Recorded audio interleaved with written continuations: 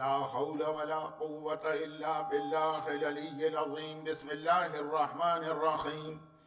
الحمد لله رب العالمين، والصلاة والسلام على أشرف الأولين والآخرين أبي القاسم محمد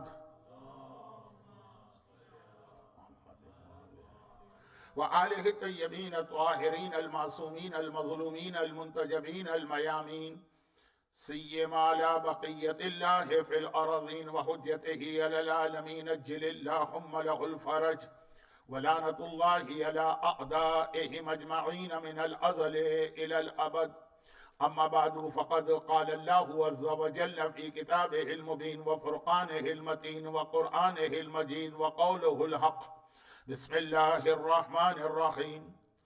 فما بكت عليهم السماء والأرض وما كانوا منذرين. وقال رب هب لنا من لدنا من أزواجنا وذرياتنا قرة عين واجعلنا للمتقين إماما. وقال ومن قتل مظلوما فقد جعلنا لوليه سلطانا. صلوات. 5 محرم 1443 ہجری، 1443 ہجرہ کے ایام ازا کی 5ویں محرم کی مجلس ہے. مجلس چھٹی ہے اس لیے کہ چاند رات سے مجالس کا سلسلہ شروع ہوا تھا، اور جیسا کہ کل رات کی مجلس میں نے کہا تھا کہ اب ایام ازا تقریباً آدھا اختتام کو پہنچ چکا ہے اور باقی آدھا رہ گیا، تو جو میرا اصل عنوان ہے اس پر براہ راست بات شروع کرنا چاہیے، اس لیے کہ اب تک 5 مجالس میں موضوع پر یا سبجیکٹ یا ٹاپک پہ بات تو ہو رہی ہے، لیکن براہ راست بات نہیں ہو پا رہی. البتہ آج بھی کچھ آخری تمہیدی باتیں بیان کرنے کی ضرورت پیش آ رہی. امام زمانہ اور ولایت علی اصل عنوان یہ، یعنی امام زمانہ کے حوالے سے ظہور کی نشانیاں یا امام زمانہ کے ظاہر ہونے کے بعد حکومت امام زمانہ کے حالات، وہ اس عشرے کا عنوان نہیں تھا. یہ کچھ مس انڈرسٹینڈنگ لوگوں کو ہو رہی ہے. قرآن کریم کی 3 آیتوں کی تلاوت میں نے کی ہے. ان میں سے پہلی آیت عزاداری کے حوالے سے ہے، دوسری آیت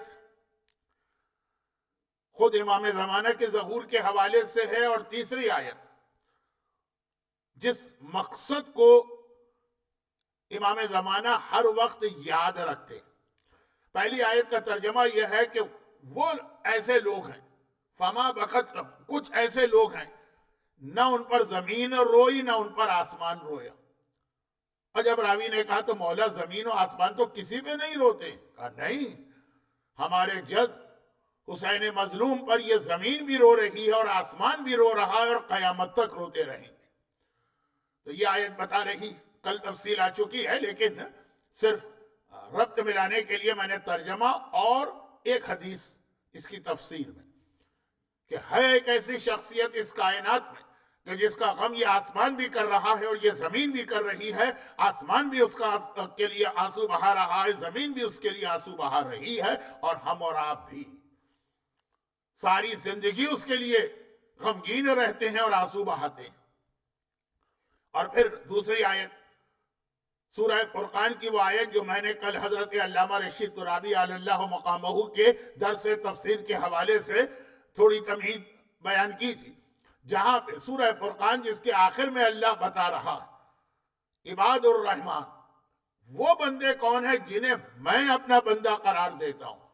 ویسے تو اس کائنات کی ساری مخلوق اللہ کی اور ہر انسان اللہ کا بندہ، لیکن کچھ ایسے نافرمان بندے ہیں کہ وہ اللہ کے بندے ہیں، لیکن اللہ ان سے اپنا تعلق توڑ رہا ہے، کاٹ رہا. وقت نہیں ہے، میں تفصیل میں نہیں جا رہا. یہ وہ ہیں کہ قرآن نے کہا وَعِبَادُ الرحمن، یہ ہمارے بندے جنہیں ہم اپنا بندہ قرار دے رہے ہیں. اور ان کی پہچان یہ ہے کہ وہ یہ دعا مانگتے ہیں، رب حب لنا، اے خدا ہمیں ایک تحفہ یہ دے دے. حب، ہبا، گفٹ، تحفہ. ایک تحفہ یہ دے دے کہ من ازواجنا و ذریاتنا قرۃ اعین، ہماری بیویاں اور ہمارے بیٹے، ہماری اولاد، وہ ہماری آنکھوں کی ٹھنڈک بنے۔ وَجْعَلْنَا لِلْمُتَّقِينَ اماما، اور ہمیں تقوی والوں کا امام بنا۔ اور پھر آخری آیت یہ ہے ظہور امام کے حوالے سے ایک بہت اہم پیغام جو ابھی آدھی مجلس کے بعد آئے گا، ابھی سے بتا رہا ہوں، شروع میں نہیں۔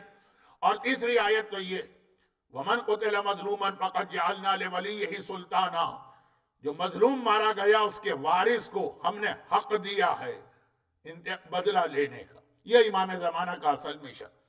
عزاداری کے حوالے سے ہر مجلس کے آغاز میں 15 منٹ، 20 منٹ، 25 منٹ کوئی نہ کوئی ایک نقطہ، کوئی ایک پوائنٹ آپ کے سامنے پیش کیا جا رہا۔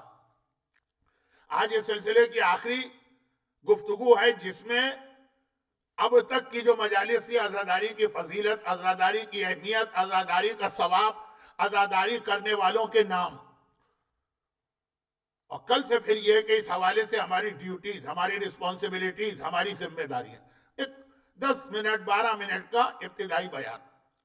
لیکن حقیقت یہ ہے کہ چاہے میں نے مرحوم آیت اللہ خوئی کے واقعات کل پڑھے، یا مرحوم آیت اللہ محسن الحکیم کے واقعات پرسوں پڑھے، یا اور اس سے پہلے اپنے دیگر مراجع کے، حسین کا سب سے بڑا عزادار ہمارے زمانے کا امام ہے جو 24 گھنٹے اپنے دادا کو یاد کر کے خون کے آنسو بہاتا ہے اور اس طرح سے اپنے دادا کا ماتم کرتا کہ آپ روزانہ ہر مجلس کے بعد، یہ الاسر اسلامک سینٹر میلبرن کی جو مجلس ہے، خالی اس کی بات نہیں کر رہا ہوں، دنیا میں جہاں مجلس ہوتی، ہر مجلس کے بعد آپ نوحے سنتے ہیں، ماتم مشاہدہ کرتے ہیں۔ ماشاءاللہ الاسر اسلامک سینٹر کی جو خاصیت ہے کہ یہ ہمارے ننھے ننھے بچے جو ہمارا فیوچر، یہ بھی روزانہ ایک نوحہ پڑھتے ہیں، یہ سب آپ کرتے ہیں، لیکن سب سے بڑا نوحہ پڑھنے والا اور ماتم کرنے والا زمانے کا امام ہے، اور کچھ نہ صحیح تو امام زمانہ کو وہ مرثیہ پڑھ لیجئے جسے زیارت ناحیہ کہا جاتا، ترجمے کے ساتھ کہ کس طرح سے امام خون کے آنسو رو رہے ہیں۔ بہرحال بہت سے علماء آج کل اس کو ممبر سے پڑھتے ہیں، لیکن جن لوگوں نے نہیں کبھی سنا تو وہ جا کے یوٹیوب پر زیارت ناحیہ کلک کریں ترجمے کے ساتھ۔ یہ امام زمانہ سب سے بڑے عزادار، لیکن وہ تو سب سے بڑے عزادار، ہم تو وہی کرتے ہیں جو ہمارے زمانے کا امام کرتا، ہم تو وہی کرتے ہیں جو ہمارے زمانے کا امام چاہتا ہے۔ تو یہ عزا کا سلسلہ ہمارے ہاں بھی جاری ہے۔ آج ایک نام اس لیے سن لیجئے کہ اس کے حوالے سے پھر عزا کے اس پہلو پہ میں جاؤں گا جو آج کی 5 محرم کی مجلس سے شروع ہو رہا۔ 5 محرم کی مجلس سے ہمارے یہاں جو دستور و طریقہ ہے کہ بنی ہاشم کے شہداء کا بیان شروع ہوتا، اور ان میں سے ہر شہید اپنی جگہ مظلومیت کی ایک ایسی تصویر ہے کہ ہر ایک اس مظلومیت سے دنیا سے گیا کہ اللہ نے اس کے نام کو لوگوں کی حاجت پوری کرنے کا وسیلہ اور ذریعہ بنایا۔ آن محمد، آج ان 2 شہزادوں کا تذکرہ ہے جو ہمارے علماء اکثر ایک جملہ کہہ کے یہ تذکرہ کرتے ہیں کہ آج ہمیں ان شہیدوں کا ماتم کرنا ہے جن کا ماتم ان کی اپنی ماں نے بھی نہیں کیا، لیکن حاجت قبول کرنے کے لیے خواتین جو کہ ان معاملات میں زیادہ ایمانی جذبہ رکھتی ہیں تو پتہ ہے کہ کتنی منتیں آن محمد اور ان کے تابوت کی وجہ سے پوری ہوتی، لیکن ایک سے ایک شہزادہ علی اکبر ہوں کہ شہزادہ قاسم ہوں کہ حضرت عباس کا تو لقب ہی باب الحوائج ہے، یا علی اصغر ہوں۔ اب یہ تمام وہ شہداء کے حالات شروع ہو رہے ہیں دنیا بھر کی مجلسوں میں جو ہمارے حاجت روا بھی، جنہیں پروردگار نے اس کائنات کا ایسا مختار بنایا کہ سمجھیے کہ ان کے نام کا سکہ اس کائنات میں چلتا۔ تو یہ جو ایک پہلو ہے جس پہ اگر میں مزید کچھ تمہیدی بات بھی کروں گا تو آج کی مجلس کا موضوع رہ جائے گا، اس لیے عزاداری کے حوالے سے 3 دن 4 دن کوئی خون کے آنسو رویا، کوئی خاک شفا آنکھوں پہ لگایا، جو واقعات بھی سنے. آج کا واقعہ وہ ہے جو عزاداری اور دعا کی قبولیت کو ملاتا ہوا. پھر ہمارے اصل موضوع پہ آئے گا. بہت اہم ایک نام ہے ہمارے مراجع میں سے، آیت اللہ ہے حسین بروجردی کا. بروجرد ایران کا ایک شہر ہے، وہاں کے ہر عالم کو بروجردی کہیں گے، بلکہ عالم تو عالم، وہاں کے ہر آدمی کو بروجردی کہیں گے. لیکن ہمارے یہاں ہندوستان اور پاکستان میں بلکہ علمی دنیا میں بھی جب آغا بروجردی کہا جاتا ہے تو مراد وہ عظیم مرجع ہے جن کا انتقال 1961 میں ہوا. اور ہماری یہ 3 مجالس کا ربط ملائیے گا کہ اس وقت جن کی ہم تقریر کر رہے ہیں ان سے جسٹ بیفور مرحوم آیت اللہ خوئی تھے. ایک واقعہ ان کا آیا ایک مجلس میں. ان سے جسٹ بیفور آغا محسن الحکیم تھے، ان کا ایک واقعہ آیا. ان سے جسٹ بیفور آغا بروجردی تھے. تو آغا بروجردی وہ مرجع ہیں کہ جن کی تقلید کرنے والے ابھی معاشرے میں اچھے خاصے ہیں، کیونکہ انتقال کو 60 سال ہوئے ہیں.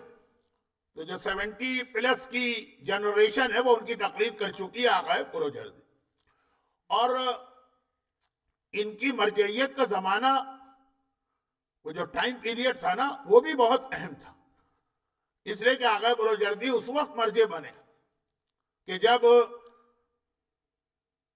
وہ ملعون و خبیث و ظالم شاہ ایران برسر اقتدار لایا گیا، جس کے خلاف امام خمینی نے وہ جہاد عظیم کیا. اس کے باپ کو ہٹا کر اس کو لایا گیا. تو جو لے کر آئے ان کے اپنے بہت سارے مقاصد تھے ان لوگوں کے، اور وہ اس کے ذریعے سے پورے کروائے جا رہے تھے. اور یہ آغا بروجردی کی کوئی 1941 میں شاہ ایران کی حکومت میں آیا اور 1945 سے آغا بروجردی کی مرجعیت شروع ہوئی. اور پھر 1953 میں جب ایران کے ایک محب وطن وزیر اعظم نے آئل کو نیشنلائز کیا مصدق نے، اور اس کے خلاف پھر وہ ریولیوشن اور پھر وہ CIA کا انوالومنٹ اور یہ سب آغا بروجردی کا زمانہ چل رہا. اور ان کے زندگی تک اتنی اسٹرانگ پرسنالٹی تھی کہ ان کی زندگی تک شاہ ایران کو زیادہ اپنی وہ خلاف اسلام حرکتیں نہ کر سکا جس کے لیے اس کو بنایا گیا تھا. ان کے بعد پھر کھل کے کھیلا. تو یہ آغا بروجردی بہت اہم ایک زمانہ تھا، اور دنیا کے حالات بھی بہت اہم تھے. امریکہ کا مشہور جرنیل میکارتھی، اس کا تو سسٹم ہی میکارتھزم کہلاتا ہے کہ جس کے second world war just finish ہوئی اور امریکہ ایک بڑی طاقت بن کے آ رہا. ادھر آغا بروجردی کو بہت سارے ان کے حالات اور واقعات. اب یہ آغا بروجردی کو بہت اہم زمانہ ملا. ایک چیز اس لیے بتا دوں کہ عوام میں علماء کے بارے میں غلط فہمی ہے، لیکن یہ میں خود اپنی زبان سے اس بات کا اقرار کر رہا ہوں کہ یہ غلط فہمی یا مس انڈرسٹینڈنگ 100% نہیں ہے. یہ 80% ہے. 20% اس میں سچائی بھی ہے، اور وہ یہ ہے کہ علماء میں آپس میں جیلسی اور حسد بہت ہوتا ہے. اچھا، جیلسی ایک بات یاد رکھیے گا، جیلسی بھی ایک نیچرل چیز ہے، فطری چیز ہے، آدمی کے کنٹرول میں نہیں ہوتی ہے، خود ہی دل میں پیدا ہوتی ہے. اس لیے اسلام نے دل میں ہونے والی جیلسی کو حرام نہیں کہا ہے، بلکہ کہا ہے کہ وہ جیلسی جو آپ کے ہاتھ پیروں سے ظاہر ہو. مثلا آپ کسی کے خلاف جیلس ہے لیکن دل میں یہ جذبہ رہتا، یہ گناہ نہیں. گناہ کب ہے؟ جب آپ اس کی وجہ سے زبان سے اس کے خلاف کچھ بولتے ہیں، جب آپ اس کی وجہ سے ہاتھ پیروں سے اس کے خلاف سازشیں کرتے ہیں، وہ حرام والی کیٹیگری میں آتی ہے. لیکن یہ جو میں نے کہا دل جو ہے یہ اسلام نے معاف کیا ہے، لیکن جو اللہ کے نیک بندے ہیں وہ اپنے دل کو بھی ایسا ہی کنٹرول والا بناتے ہیں. 2 واقعات انہی مجالس میں اس سے پہلے گزر بھی چکے ہیں. مقداد کی سب سے بڑی خاصیت یہ تھی کہ ان کا دل بھی ایسا تھا. اس کو سمجھانا نہیں چاہ رہا ہوں، وقت نہیں. تو آغا بروجردی علماء، بلکہ پھر ایک جملہ کہتا ہوں جو توہین کی نیت سے نہیں کہہ رہا ہوں، سولجر بازار کے لوگ یہ حدیث سے بخوبی واقف ہے، کیونکہ پرانی نمائش کے راؤنڈ اباؤٹ پر وہ جو گرین کلر کا بہت بڑا بورڈ تھا اس پر یہ حدیث کسی نے لکھ کے لگائی تھی. لیکن حدیث المواعظ العددیہ میں علامہ مشکینی ارجبیلی نے بھی لکھی ہے، خصال میں شیخ صدوق نے بھی لکھی ہے، اور کئی کتابوں میں ہے. اور وہ یہ ہے کہ ایک دن حضرت عیسیٰ کی ملاقات شیطان سے ہو گئی اور وہ جا رہا ہے. اچھا پرانے زمانے میں جو ٹرانسپورٹ کا سسٹم تھا، گڈس چیزیں ایک جگہ سے دوسری جگہ لے جانا، آج کل جو ٹرک ہوتے ہیں، لوڈنگ ٹرک ہوتے ہیں، پک اپ ہوتے ہیں، پرانے زمانے میں گھوڑے بھی نہیں، گدھے اور خچر. تو دیکھا کہ شیطان 5 گدھے، اور وہ پرانی نمائش کے رہنے والے، وہ پوری حدیث ان کو یاد ہوگی. یہ الگ بات ہے کہ میری مجلس سننے والا کوئی نہیں ہوگا سولجر بازار اور پرانی نمائش کا، نہ کراچی میں نہ یہاں پہ. خیر، تو اس لیے میں آرام سے پڑھ رہا ہوں. تو خلاصہ یہ ہے کہ حضرت عیسیٰ نے دیکھا وہ 5 گدھے لے کے جا رہا ہے جس پہ بوریاں. پوچھا ہے شیطان یہ کیا لے کے جا رہے ہو؟ کہا آج مجھے تجارت کرنا ہے، بزنس، یہ میرا بزنس کا سامان ہے. بھئی کیا چیز ہے اس پیکٹ میں، اس بوری کے اندر، ان باکسز میں کیا چیز ہے جو لے جا رہے ہیں مارکیٹ میں؟ کہا ایک میں ظلم ہے، اور ایک میں تکبر ہے، وہ ایروگنس، اور ایک میں جیلسی، حسد ہے، اور ایک کے اندر فراڈ، چیٹنگ اور خیانت ہے، اور ایک کے اندر، اب ایک روایت میں لفظ بے حیائی ہے، ایک میں لفظ مکر و فریب. یعنی 5ویں گدھے کی بات. عیسیٰ نے کہا کہ اے شیطان، اتنا ایکسپیرینس شیطان میں، اور کوئی چیز ہو نہ ہو کہ اس کے ایکسپیرینس سے تو کوئی شک نہیں کر سکتا نا. دنیا کا سب سے پرانا، آدم سے بھی پہلے کا، ایسی بے وقوفی کا سودا کرنے جا رہے ہو. بزنس مین اگر ایکسپیرینس ہو، وہ پہلے سے مارکیٹ کو دیکھ لیتا ہے کیا چیز کو بیچنا فائدے مند ہے، کیا نقصان دہ. اچھے بزنس مین ہمیشہ موقع پر ہی اپنا بزنس بیچ کے نکل جاتے ہیں، ان کو معلوم ہے کہ اس چیز کی مارکیٹ گرنے والی. خیر، یہ کیا چیز لے کے جا رہے، اس کو کون خریدے گا؟ ظلم کو کون خریدے گا؟ اور شیطان نے کہا، یعنی اسی طرح جیسے ہمارے مومن علماء کے بارے میں کہتے ہیں، یا نبی اللہ، آپ اللہ کے نبی ہوں گے، بڑے مقدس ہوں گے، لیکن آپ بزنس نہیں جانتے. کہتے نا یہ عالم ہے، بہت مقدس ہے، بہت نمازی ہے، بہت پرہیزگار ہے، یہ دنیا کو کیا جانے. ایک ایک جملہ ایسا ہے جو مجھے اپنے موضوع سے ہٹا سکتا ہے، میں رک رہا ہوں. کہا کہ یہ تو وہ چیزیں ہیں جو مارکیٹ میں، کیا وہ جو ہاٹ آئٹمز ہوتے ہیں، ہاتھوں ہاتھ بک جائیں گے. عیسیٰ نے کہا کون خریدے گا؟ کہا ظلم ہے، جتنے حکمران ہیں سب کو ظلم چاہیے، اس کے خریدار بہت زیادہ، جتنے بھی حکمران ہیں. حکمران کا نام ذہن میں آتا ہے نا تو لوگ سمجھتے ہیں کہ جو ملکوں کے حکمران، بعض اوقات نے اکثر اوقات ایک چھوٹی سی آرگنائزیشن اور ایک چھوٹے سے امام باڑے کے اندر بھی جو کمیٹی ہوتی ہے، دیکھا کرے ان کا دماغ کہاں پہنچا ہوتا. اور یہ جو ایروگنس ہے، یہ پیسے والے، پتہ نہیں پیسے کے ساتھ ایروگنس کا کیا تعلق ہے. جہاں پیسہ آتا ہے وہاں غرور آ جاتا. جناب خدیجہ طاہرہ سلام اللہ علیہا کی طرح تو گنے چنے لوگ ملیں گے، گنے چنے لوگ ملیں گے کہ جتنی دولت ہے اتنا ہی ہمبل ہوتی جا رہی. اور تیسرا یہ جو جیلسی، یہ علماء، دنیا بھر کے علماء یہ مال خریدنے کے لیے بے چین و بیتاب ہیں. یہ حدیث امام کی ہے. اور پھر وہ جلدی جلدی وہ خیانت، تاجر ہوگا، لوگوں کو دھوکہ دے گا ہی دے گا. اور 5ویں چیز عورتوں کا ڈپارٹمنٹ، بے حیائی یا مکر و فریب. تو اب یہ معصوم نے فرمایا اتنا زیادہ یہ جذبہ ہوتا ہے. اب علماء کنٹرول کرتے ہیں، دل میں شیطان یہ خیال پیدا کرتا ہے، لیکن کہیں کہیں یہ ظاہر بھی ہو جاتا ہے. ایک عالم دوسرے عالم کو اپنے سے آگے بڑھتے نہیں دیکھ سکتا. سارے طریقے اختیار کیے جاتے ہیں، ان کو بدنام کیا جائے، توہین کی جائے، تہمتیں لگائی جائیں، ان کے مجلس میں جانے والوں کو روکا جائے. بہت سارے طریقے ہیں. اس کو میں جرنلائز بات کو بھی بتاؤں گا تو وہ کہیں اسپیسیفائی نہ ہو جائے. خلاصہ یہ کہ آقا بروجردی جس وقت مرجعیت کی منزل پر آئے تو اصل ہمارا حوزہ اس وقت نجف تھا. میں نے بار بار عرض کیا کہ قم کوئی بہت زیادہ پرانا حوزہ نہیں. جس نے قم کا حوزہ بنایا عبد الکریم حائری، ان کا انتقال ہو گیا، اور ان کے انتقال کے بعد 10 سال ایسے گزرے کہ قم میں کوئی بڑا عالم اور مرجع تھا نہیں. حوزہ بغیر مرجع کے نہیں چل سکتا.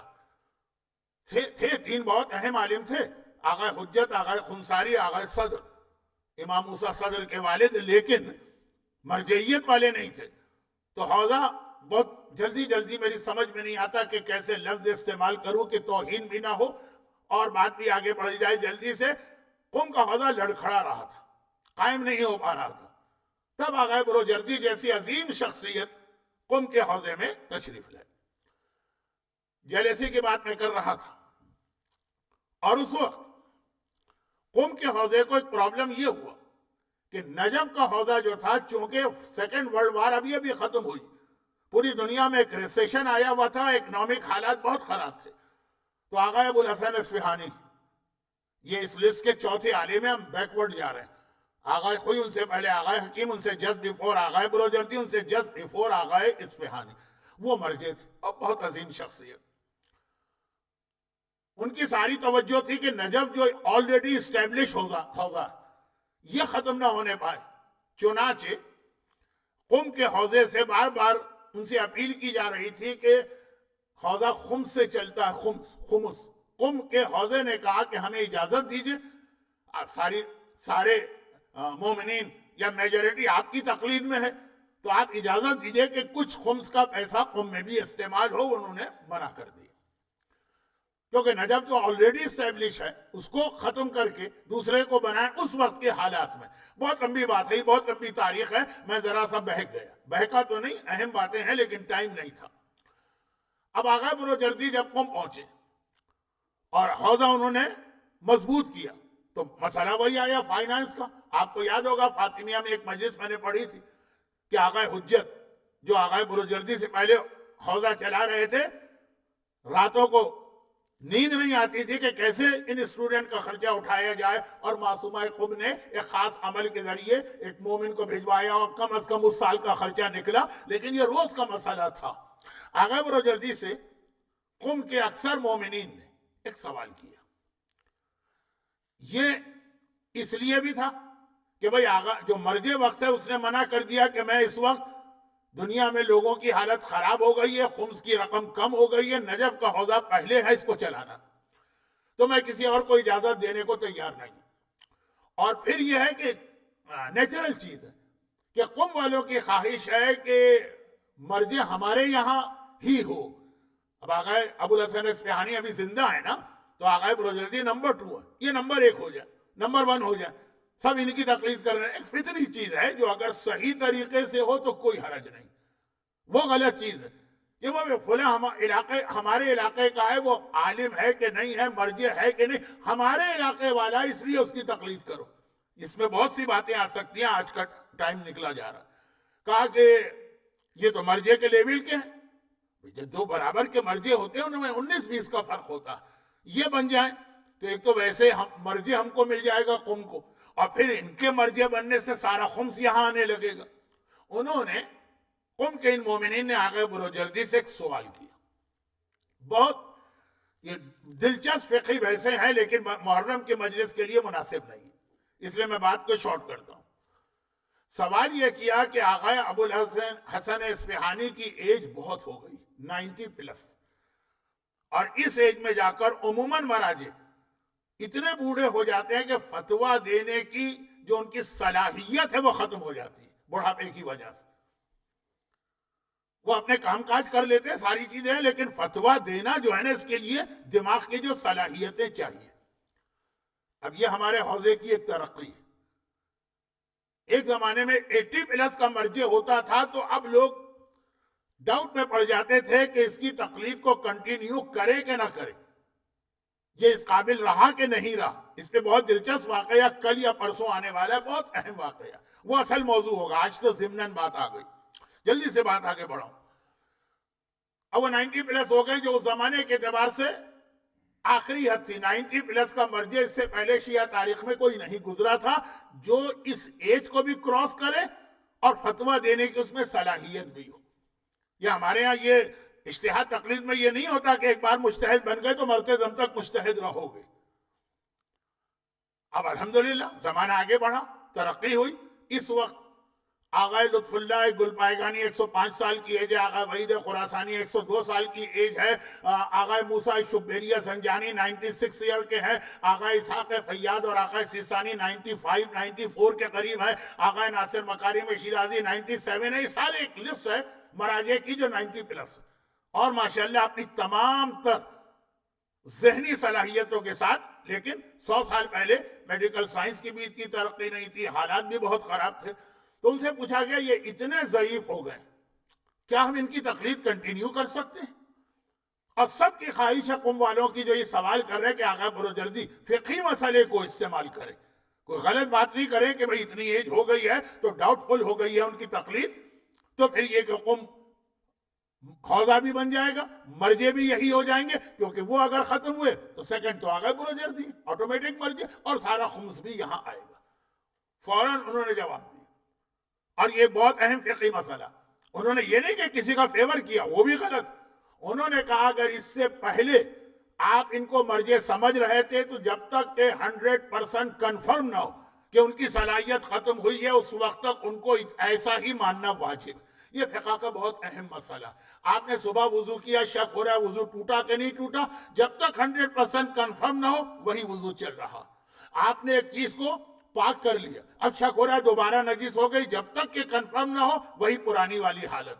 دیکھیں بہت بڑی بات میں نے کہی ہے. آپ کو نہیں معلوم کہ مرجع بن جانا کتنا بڑا ایک آنر ہوتا ہے ایک انسان کے لیے، اور وہاں چانس بھی بن رہا ہے. ایسا نہیں ہے جو ہمارے یہاں بعض اوقات چھوٹے موٹے عالم جیلسی میں ایک دوسرے کو کونیاں مار کے گرا کے ان کے اوپر سے گزرتے ہیں، چانس بھی بن رہا. آقا اصفہانی کی ایج اتنی ہو گئی، لیکن کہا نہیں، قم کا حوضہ بنے نہ بنے، خمس ملے کہ نہ ملے، میری تقلید ہو کہ نہ ہو، فقہی مسئلہ یہی ہے. اتنا یعنی کہا جائے گا کہ اتنا پیور قسم کا انسان، متقی جس کا نفس اتنا پاکیزہ ہے، یہ بھی 90 پلس کے ہوئے آگے چل کر. جب یہ واقعہ تھا تو اس وقت 70 پلس تھے، 90 پلس. لوگوں نے عجیب بات محسوس کی، یہاں سے خالی عزاداری نہیں، عزاداری کا ان تاریخوں سے کنیکشن. اور محمد کا تابوت نکلے گا آج، کل جناب علی اکبر کا بیان العصر میں ہوگا، دنیا میں تاریخیں الگ الگ. تو اب جو ربط بن رہا ہے، یہ آخری میرے جملے ہیں ربط کے حوالے سے. آقا بروجردی 90 پلس کے ہو گئے، اور جو نسل کو وہ تیار کر رہے ہیں نا، جو ان کے اسٹوڈنٹ، انہوں نے تو بعد میں ایران کا اسلامی انقلاب برپا کیا اور اب تک اسلامی انقلاب کو چلا رہے ہیں. یہ بات محسوس کی کہ 90 پلس کے ہیں، لیکن جو مون لائٹ، چاند کی روشنی ہوتی، اس کے اندر بھی وہ نیوز پیپر بہت باریک باریک ہے، وہ بڑے آرام سے پڑھ لیتے ہیں. نہ کوئی گلاسز کی ضرورت ہے، نہ لائٹ کی ضرورت ہے، چاند کی روشنی کے اندر. یہ 90 پلس میں ایک عجیب بات ہوتی. لیکن بہرحال ہوتا ہے ایسا، تو لوگ ایک سوال ضرور کریں گے، اور وہ سوال ان کا یہی ہوتا ہے جیسے بچپنے سے ہی میں اوور ویٹ ہوں. جب نکلا کرتا تھا کہیں سے لوگ پوچھتے تھے، اس وقت تو میں مولانا نہیں تھا نا، کہ بھئی کس چکی کا آٹا کھاتے ہو مثلا. یہ بہت کامن قسم کا سوال ہے. تو آپ کی آنکھیں اتنی تیز ہیں، کون سی دوا آپ نے استعمال کی ہے؟ کیا میموری. بعض علماء کی میموری بہت شارپ ہوتی، جو مومن ملتا ہے ان سے کہتا ہے آپ کی میموری کا راز سیکرٹ کیا بتائیے. جسے کندر، میموری کے لیے معصوم کی حدیث میں بھی استعمال نہ کیجیے گا، اور نہ دماغ تیز ہوگا دانت گر جائیں گے، وہ ایک الگ چیز ہے. ضمنی بات آ گئی، یہ ہمارے مراجع استعمال کرتے تھے. تو ضمنی، تو شاگردوں نے جا کے پوچھا. شاگرد بھی کوئی معمولی بچے کچے نہیں، مرتضی مطہری شہید جیسا انسان، آغا منتظری جیسا شہید بہشتی جیسا، آغا خامنائی جیسا، یہ سب ان کے شاگرد ہیں. کہ بھئی آپ ہمیں بھی بتا دیجئے کون سی دوا، کون سا نسخہ، کیا چیز. کہا کہ یہ میں تمہیں نہیں بتاؤں گا. کیوں؟ کہا یہ دوا یا نسخہ سب کے لیے نہیں، کچھ چیزیں ایسی ہوتی ہیں جو امام جس کے لیے بتائیں اسی کو فائدہ پہنچائے گی، دوسرے کو نہیں. کہا کہ چلیں ٹھیک ہے، ہم استعمال نہیں کریں گے، بتا تو دیجئے. کہا کہ جوانی میں میری آئی سائٹ اتنی کمزور تھی، جوانی میں، کہ دوپہر کے وقت موٹا موٹا کہیں لکھا ہو وہ مجھ سے نہیں پڑھا جاتا. بیماری ہو گئی تھی، آئی سائٹ ویک ہو رہی، اور میں بہت روتا تھا کہ مولا مجھے تو اسلام کی خدمت کرنا ہے، آپ کی خدمت کرنا ہے. عالم کا کام ہی پڑھنا پڑھانا ہے. اس کی جو فیلی ہے، یہ ایسی ایسی کتابیں پڑھنا پڑتی ہیں پرانے زمانے کی لکھی ہوئی. مجھے یاد ہے کہ جب میں حوزہ علمیہ کراچی میں جو میرا پہلا مدرسہ تھا، داخل ہوا جامعہ امامیہ میں، اور وہاں کی جو کتاب تھی میری، وہ لے کے میں چورنگی کی راؤنڈ اباؤٹ پہ بیٹھ کے پڑھا کرتا تھا. جامعہ امامیہ سے جو میرا گھر ہے رضویہ، اس کے راستے میں چورنگی کا راؤنڈ اباؤٹ آتا ہے. اور وہ کتاب کھولتے تھے تو جو لوگ گزرتے تھے دیکھتے تھے، کہتے یہ چوٹیاں رینگ رہی ہیں، یہ کیا آپ دیکھ رہے ہیں؟ بالکل لگتا ہے جیسے چونٹیاں رینگ رہی ہیں ایسی عبارت وہ پڑھنا. اور دن کے وقت موٹے موٹے الفاظ والے بورڈ نہیں پڑھے جاتے. کیسے زندگی گزرے گی؟ ابھی تو میں اسٹوڈنٹ ہوں. بہت رویا بہت رویا. اور جتنے طریقے تھے امام زمانہ کو پکارنے کے سب طرح سے پکارا کہ مولا آپ کی مدد، آپ کے دین کی خدمت کرنا، اپنے کسی مقصد کے لیے نہیں. مجھے رات کو خواب میں امام کی زیارت ملی اور امام نے ایک جملہ کہا. اس وقت کی عظیم ترین مراجع میں سے ایک شیخ وحید خراسانی کا وہ جملہ پھر ریپیٹ کر دوں جو دوسری مجلس میں آیا تھا. کہا خواب تو بہت لوگ دیکھتے ہیں، کیا پتہ جو دیکھا صحیح کہ غلط، لیکن اگر عبدالحادی شیرازی جیسا انسان خواب دیکھے. یہ آغا بروجردی کے زمانے کے ہیں، دونوں کا ایک ہی زمانہ ہے. 61 میں دونوں کا انتقال ہوا. آغا شیرازی 6 مہینے بعد 62 میں. خیر، تو آغا بروجردی خواب دیکھیں. کہا خواب میں مجھے امام کا ایک پیغام ملا، اور امام کا پیغام یہ تھا کہ شہر بروجرد جو عاشورے کے دن جلوس نکلتا، اور جب وہ جلوس کرنے والے ماتمی آگے بڑھ رہے ہیں اور ماتم کر رہے ہوتے ہیں یا حسین یا حسین یا حسین، اور ان کے سروں پر مٹی پھینکی جاتی ہے جو ہمارے یہاں کا طریقہ. تو ماتمی کے سر پہ جو مٹی پھینکی جائے اور اس کے آنسوؤں میں مل کے وہ مٹی گر رہی ہے، اس کو اٹھا کے اپنی آنکھوں پہ لگا لو. اور میں نے عاشورے کے دن جا کے اس نسخے پہ عمل کیا اور مٹی آنکھوں پہ لگائی. اس دن سے لے کے آج تک جتنی ایک جوان آدمی کی بھی آئی سائٹ نہیں ہے اتنی آئی سائٹ تم خود دیکھ رہے، تم خود آ کے مجھ سے سوال کر رہے. جس حسین کے جسم کی مٹی خاک شفا ہے، اس کے نام پر بھی جو مٹی انسان کے بدن پہ مس ہوتی ہے، وہاں یقیناً وہ انسان کی نورانیت کو اتنا ہی بڑھانا چاہیے. یہ ہمارے مراجع کا اعتقاد ہے اعضاء کے بارے میں، یہ ہمارے مراجع کا اعتقاد ہے ماتم کے بارے میں. یہ خالی زبانی باتیں نہیں ہیں، ان پہ گزرے ہوئے واقعات ہیں. وہ خود اس چیز کی ایک وٹنس بن جاتے ہیں کہ آ کے دیکھو ہم حسین کو، حسین کی عزا کو، حسین کے ماتم کو، حسین کے ماتم کرنے والوں کو کتنا بڑا رتبہ دیتے ہیں. البتہ ایران میں ایک طریقہ کار تھا، یہ بات جب کی میں کر رہا ہوں یہ انقلاب وغیرہ سے بہت پہلے اور ابھی بھی ہے، اور پاکستان کے بھی کچھ علاقوں میں تھا کہ جب ماتمی ماتم کرنے جاتا تھا تو پہلے وضو کر کے طہارت حاصل کرتا تھا، اس دن کی نمازیں پڑھتا تھا، پھر جا کے ماتم کرتا تھا. لیکن بہرحال ماتمی کی فضیلت تو اب اس کے اندر خالی ماتم کی حیثیت سامنے نہیں آئی، ماتم کے حوالے سے انسان کے پرابلم کا سولوشن بھی ہے.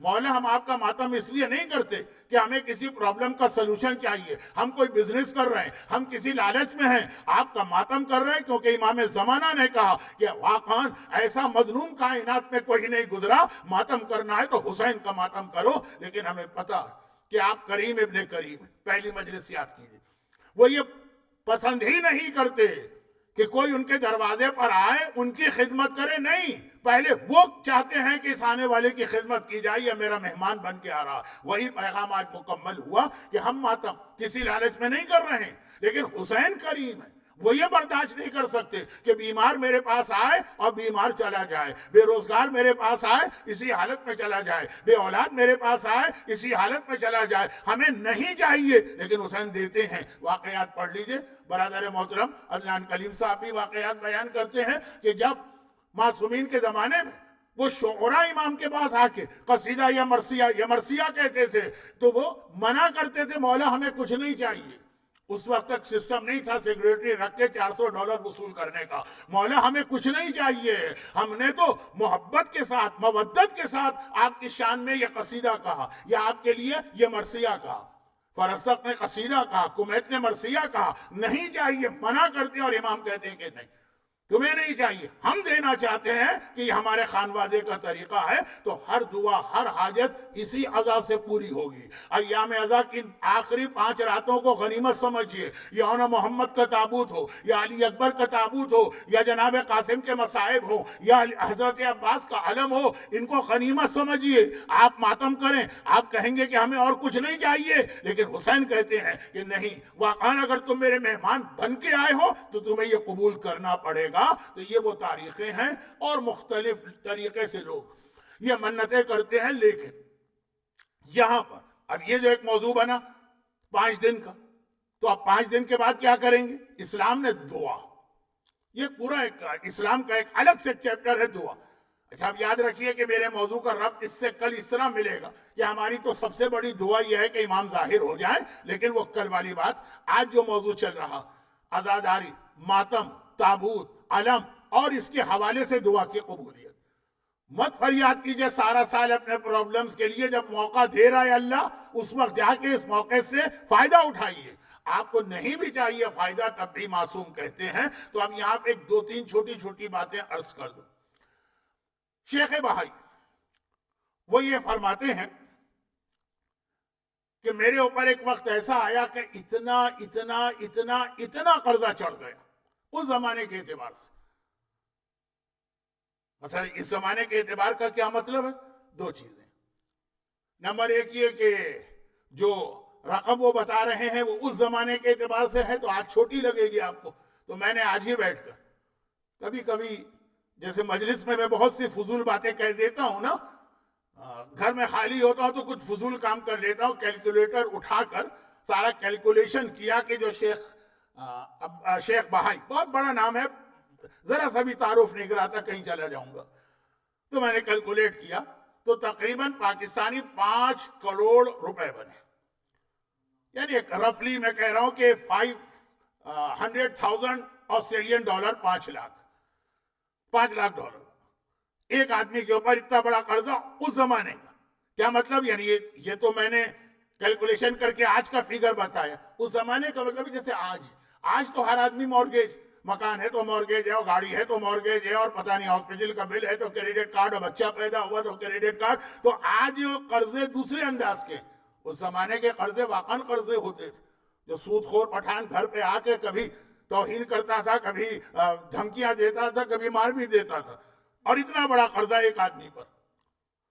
فرماتے ہیں کہ میں انتہائی پریشان تھا. تب مجھے یہ ایک حدیث نظر آ گئی. شیخ صدوق کی ایک مشہور کتاب ہے امالی، اس میں شیخ صدوق کے روزانہ جو سٹنگ ان کے گھر میں ہوتی ہے اس کو کسی نے لکھا تھا. سٹنگ نمبر 61 میں یہ حدیث، اور وہ یہ ہے کہ ایک بار مولا نے جا کے رسول خدا سے یہ فریاد کی تھی کہ یا رسول اللہ میرے اوپر قرضہ بہت چڑھ گیا ہے، کوئی طریقہ، کوئی دعا بتائیے. پیغمبر نے ایک مختصر دعا بتائی، اللہم اغننی بحلالک عن حرامک وبفضلک عمن سواک. بس مختصر. بھئی لمبے چوڑے اعمال، لمبی چوڑی دعاؤں کا میں قائل بھی نہیں. اے خدا مجھے حلال کے ذریعے سے غنی کر دے، اغننی، بے نیاز کر دے کہ پھر مجھے حرام کی جانب جانے کی ضرورت ہی نہ پڑے. یہ قرضے ورزے ہوتے ہیں جو آدمی کو حرام کے راستے پہ لے جاتے ہیں. ایک صاحب مجھ سے کہہ رہے تھے کہ مولانا یہ جو مراجع کا فتویٰ آپ بتاتے ہیں کہ وہ کووڈ ہے اور کورونا ہے اور مجلس ہے، تو یہ سارے فتوے مجلس کے لیے آتے ہیں، گورنمنٹ کے قانون کسی اور مسئلے پہ نہیں کہ اسٹوڈنٹ 20 گھنٹے سے زیادہ کام نہیں کرتا، ہر اسٹوڈنٹ زیادہ کام کر رہا. میں نے کہا وہ بھی حرام کر رہا ہے، وہ کون سا صحیح کام کر رہا ہے؟ اب وہ جو اتنی ان کی کنڈیشن ہوتی ہے ویزا ملنے کی تو ہم کسی کی پابندی نہیں کرتے، وہ بھی آپ گناہ کرتے ہیں. یہ تو کتنی عجیب بات ہے. ایک حرام آپ کر رہے ہیں، اس کو دلیل بنا رہے ہیں دوسرے حرام کے لیے. تو اب یہ جو مسئلہ ہے کہ اے خدا حلال اتنا دے دے کہ پھر حرام کی ضرورت ہی نہ پڑے. اگر یہ اسٹوڈنٹ کے پاس اتنا حلال آ جائے کہ اس کی ساری فیس آرام سے نکل جائے تو شاید اسے قانون توڑنے کی ضرورت نہ پڑے. وَبِفَضْلِكَ عَمَّن سِوَاكَ، اور اپنا ایسا فضل دے دے کہ کسی اور کے آگے میں ہاتھ ہی نہ پھیلاؤں. مختصر دو، اللہم اغننی بحلالک عن حرامک. شیخ بھائی کہتے ہیں، اپنا واقعہ لکھ رہے ہیں، حدیث امام کی پھر واقعہ کہتے ہیں کہ اس کا نتیجہ یہ نکلا کہ بے اسباب متعددت فی مدت یسیرت لا تخطر بالبال ولا تمر فی الخیال. کہ نتیجہ کیا نکلا کہ مختلف راستوں سے اور فی مدت یسیرہ، بہت چھوٹی مدت میں اس طرح سے میرے اوپر دولت کی بارش ہوئی کہ لا تخطر فی البال، بال عربی میں دل کو کہتے ہیں، دل میں کبھی خیال بھی نہ آیا تھا کہ وہاں سے مجھے مل سکتا. ولا تحضر فی الخیال ولا تمر فی الخیال، اور میرے دماغ میں بھی کبھی نہیں آیا تھا کہ یہاں سے بھی میرا مسئلہ حل ہو سکتا. یہ دعا خود اپنا واقعہ میرے اوپر یہ گزری. اب یہ کیسے ہوتا ہے؟ ایک چھوٹی سی بات، کیونکہ اصل میں مجھے لے جانا تھا ان منزلوں سے آپ کو گزار کر مقداد ابن اسود کے ایک مشہور جملے پر، جو آج نہیں آئے گا کل آئے گا، کیونکہ آج بیچ میں ایک اور صاحب کا بیان آنے والا. مقداد شادی ہو گئی. کیا مطلب اس جملے کا؟ جنہوں نے کل کی مجلس سنی اس نے تو منع کر دیا واہ، میں اپنی بیٹی کی شادی کیوں کروں؟ پیغمبر نے کہا وہ نہیں کرتا، میں اپنی چچا زاد بہن کی شادی تم سے کرتا ہوں۔ سباغہ بنت زبیر ابن عبد المطلب ابن ہاشم ابن عبد مناف ابن قصی شادی ہو گئی بنی ہاشم کی شہزادی۔ پھر پیغمبر نے خطبہ بھی دیا۔ شادی کرنے کے بعد پیغمبر دوبارہ ممبر پہ گئے۔ شادی ہوئی تھی خطبے کی وجہ سے، جب لڑکے لڑکیاں شادی کے قابل ہوں تو مناسب رشتے آئیں تو فوراً رخصت کر دو، ہاں جہنم میں بھی نہیں جھونکنا ہے اس کو۔ شادی ہو گئی، دوبارہ خطبہ دی، کہا کہ میں نے اپنی چچازاد بہن کی شادی مقداد سے اس لیے کی ہے تاکہ مسلمانوں کو یہ احساس ہو کہ شادی ایک بہت ہی آسان کام ہے، وہ حسب نسب خاندان ہڈی چیک کرنے کے چکر میں اتنا ڈیلے نہ کرے۔ یہ پیغمبر کے جملے ہیں، بس اپنے کفو میں شادی کر دیں جو ان کے برابر والا ہے۔ ممبر کے نیچے ایک آدمی بیٹھا ہے، سوال کرتا ہے یا رسول اللہ، تو ہر ایک کے برابر کون ہے؟ خاندان ہوتے ہیں نا کہ مثلا کوئی آدمی فرض کیجیے ماسٹرز ڈگری لیے ہوئے تو اس کے برابر کون ہوگا، یا کوئی تاجروں کا خاندان ہے تو کون، کوئی سول سروس والوں کا۔ پیغمبر نے کہا یہ نہیں کہہ رہا ہوں میں، ہر مومن دوسرے مومن کے برابر ہے، اگر اس کا اخلاق و دین ٹھیک ہے شادی کر دو۔ تو یہ باقاعدہ پیغمبر کا مقداد کی شادی کے حوالے سے ایک میسج ہے سب کے لیے۔ شادی کا موضوع جناب قاسم کی مجلس میں ہی اچھا لگتا ہے، وہ جن کو ہم کہتے بھی اپنے ماحول میں دولہا قاسم لے کی یا قاسم دولہا، لیکن خیر پیغمبر نے کہا شادی ہو گئی۔ اب جب شادی ہو گئی، بہت ساری چیزیں شادی سے پہلے آدمی کو خیال نہیں ہوتا، شادی کے بعد خیال ہوتا۔ اب غربت بہت ہی مقداد کے پاس شروع سے ہی،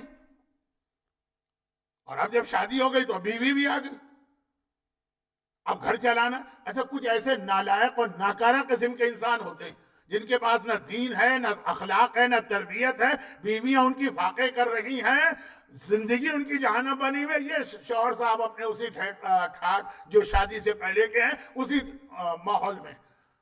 تو اب مقداد کو احساس ہوا کہ نہیں اب میں شادی شدہ ہوں، ایک ایسی بچی کو لے کے آیا ہوں جو ایسے خاندان کی ہے۔ پیغمبر کے پاس گئے کہ کہا یا رسول اللہ یہ مسئلہ آپ کسی طرح حل کیجیے۔ پیغمبر نے کہا کہ اچھا یہ قرآن کی آیت روزانہ فجر کی نماز کے بعد 7 مرتبہ پڑھ لو، ما شاء اللہ ولا قوت الا باللہ۔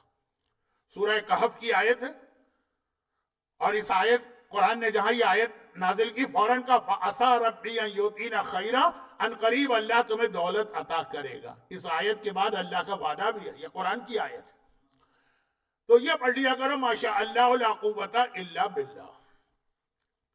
اچھا میں ایک مرتبہ یاد دلا دوں، مولا سے ایک مرتبہ کسی نے کہا تھا کہ یا امیر المومنین مجھے لگ رہا ہے کسی نے میرے اوپر جادو کرایا، یا کوئی برا شیطان میرے پیچھے لگ گیا، یا میرے اوپر کوئی اثر ہو گیا۔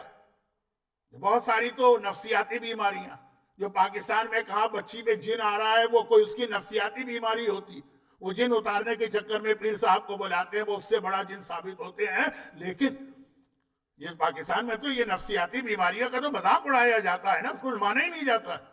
یہ علاج کا ایک طریقہ ہے، علاج شرعاً واجب ہے۔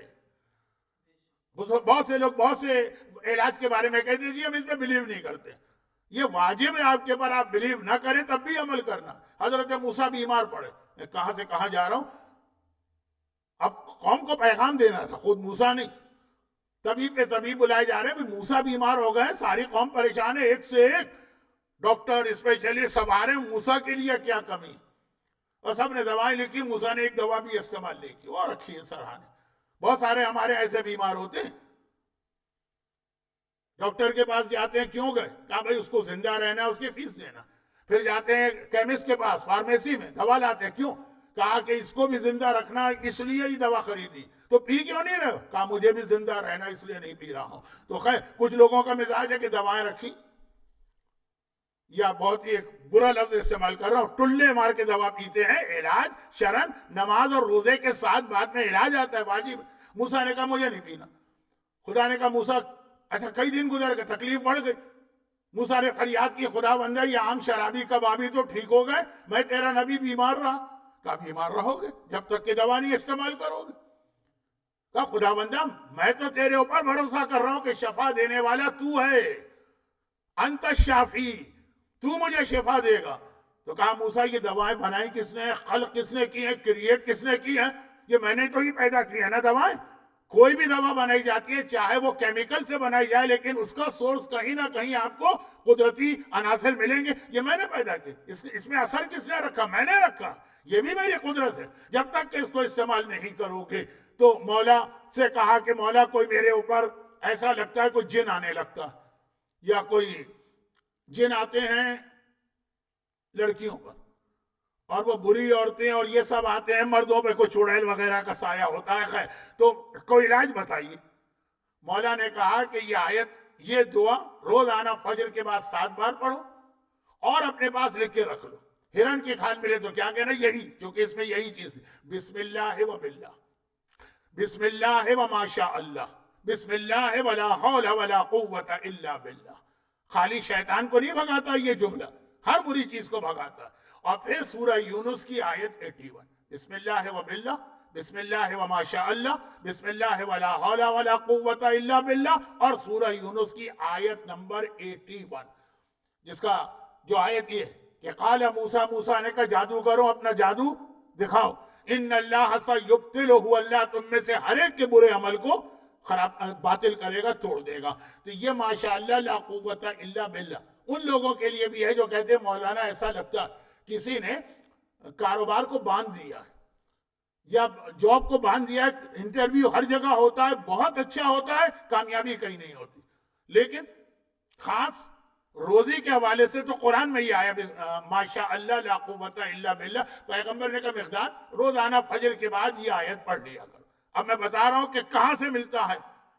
جو شیخ بھائی نے کہا بے اسباب متعددہ، ایسی مختلف جگہوں سے مسئلہ حل ہوتا.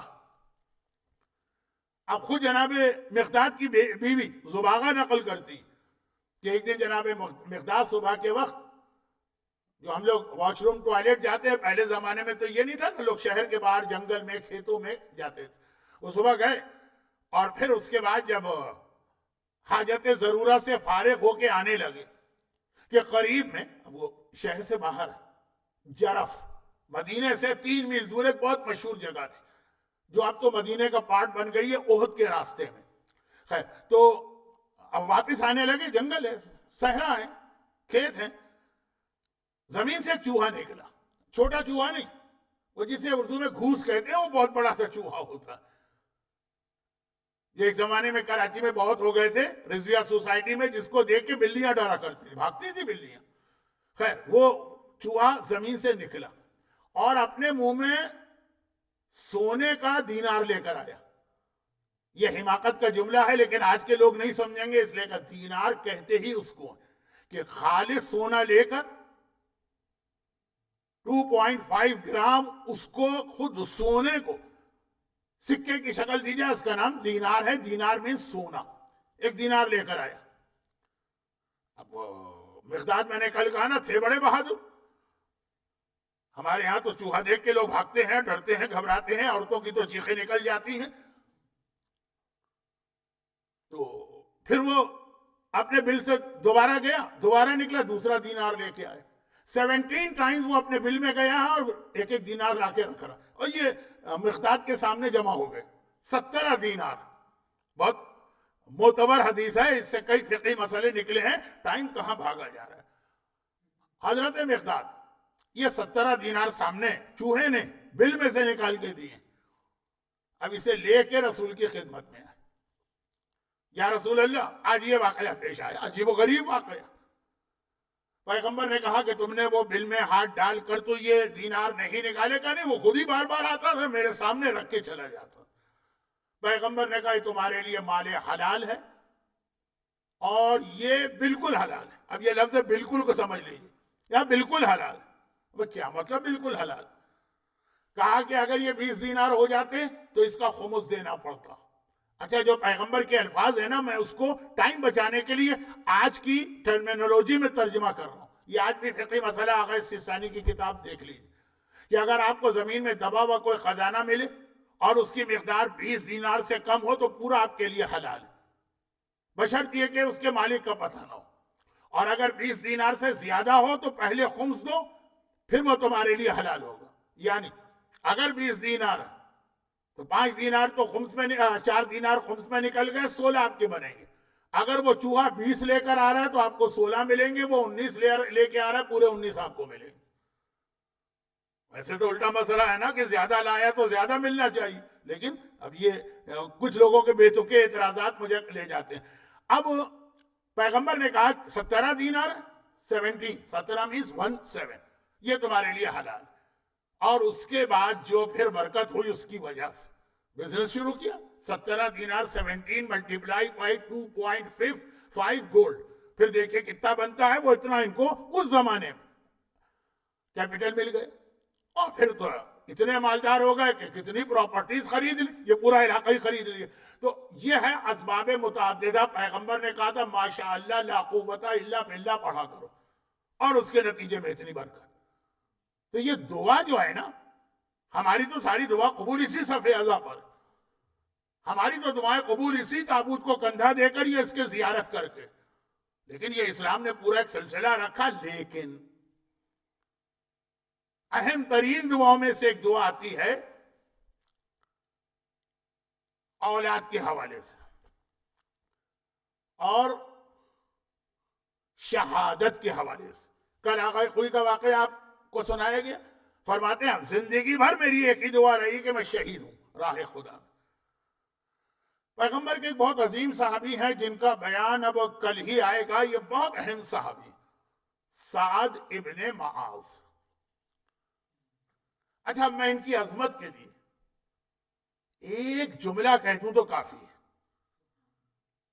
بس سمجھنے والے کے لیے جملہ، بس اس کے بعد کسی چیز کی ضرورت نہیں۔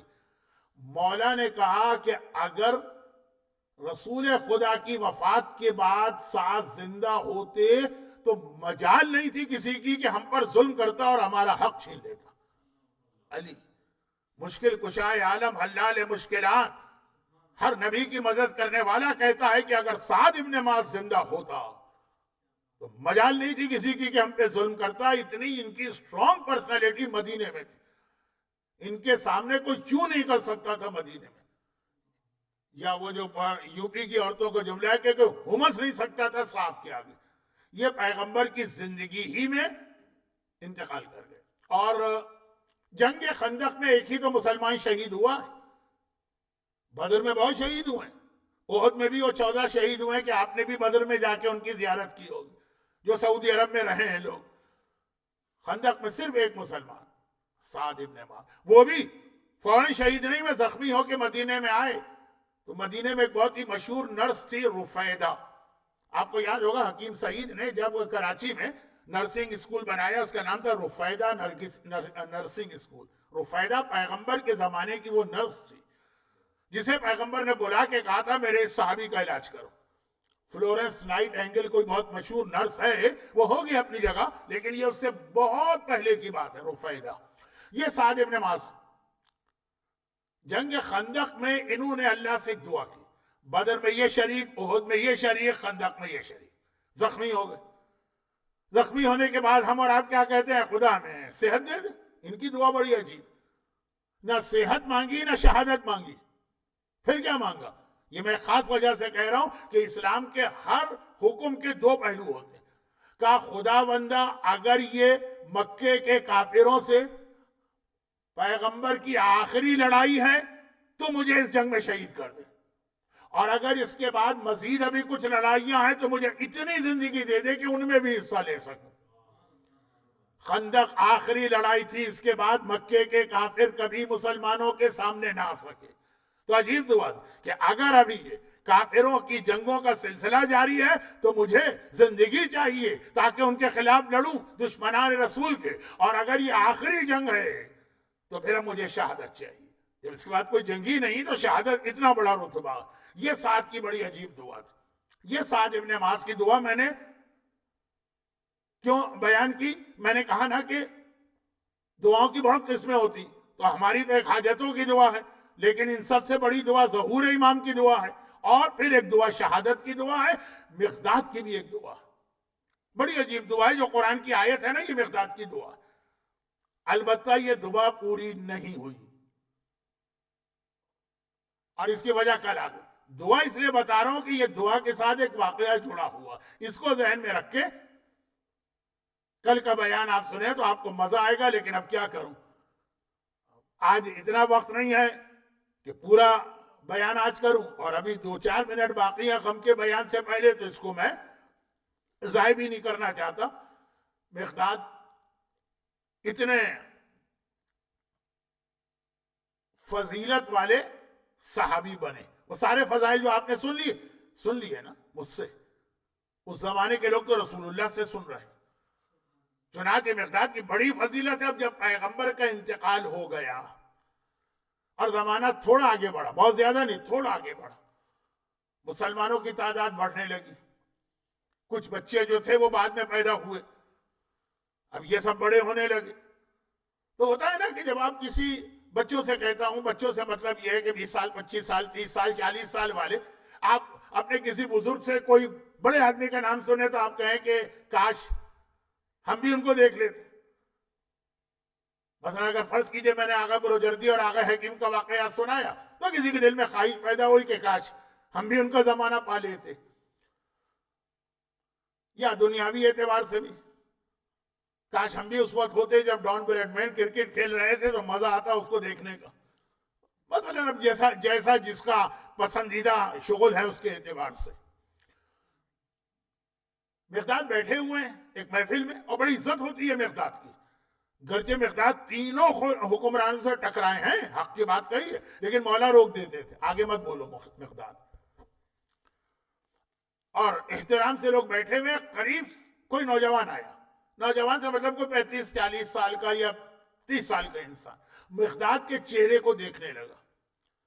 پیغمبر کی حدیث ہے، معصوم کی حدیث ہے بلکہ، کہ اگر کوئی ہماری زیارت نہ کر سکے اور عالم باعمل کی زیارت کرے تو اتنا ہی ثواب ملے گا جتنا ہماری زیارت کا ثواب ہے۔ وہ جیلس اور سیاست کرنے والا اور وہ والا نا، عالم باعمل، اور بہت ہے ہماری قوم میں۔ مقداد کا چہرہ دیکھنے لگا اور کہنے لگا مقداد، اچھا یہاں تک تو مقداد نے برداشت کیا کیونکہ پیغمبر کی حدیث ہے تو روک نہیں سکتے۔ مقداد تم کتنے خوش قسمت ہو، تم نے اپنی ان آنکھوں سے رسول خدا کے چہرے کی زیارت کی۔ ہم رسول کا کلمہ پڑھتے ہیں، رسول کا نام لیتے ہیں، لیکن رسول کے زمانے میں نہیں، بعد میں پیدا ہوئے۔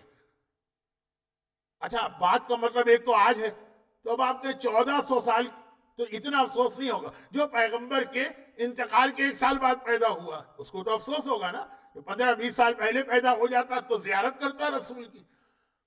کتنے خوش قسمت ہو تم نے اپنی ان آنکھوں سے پیغمبر کی زیارت کی۔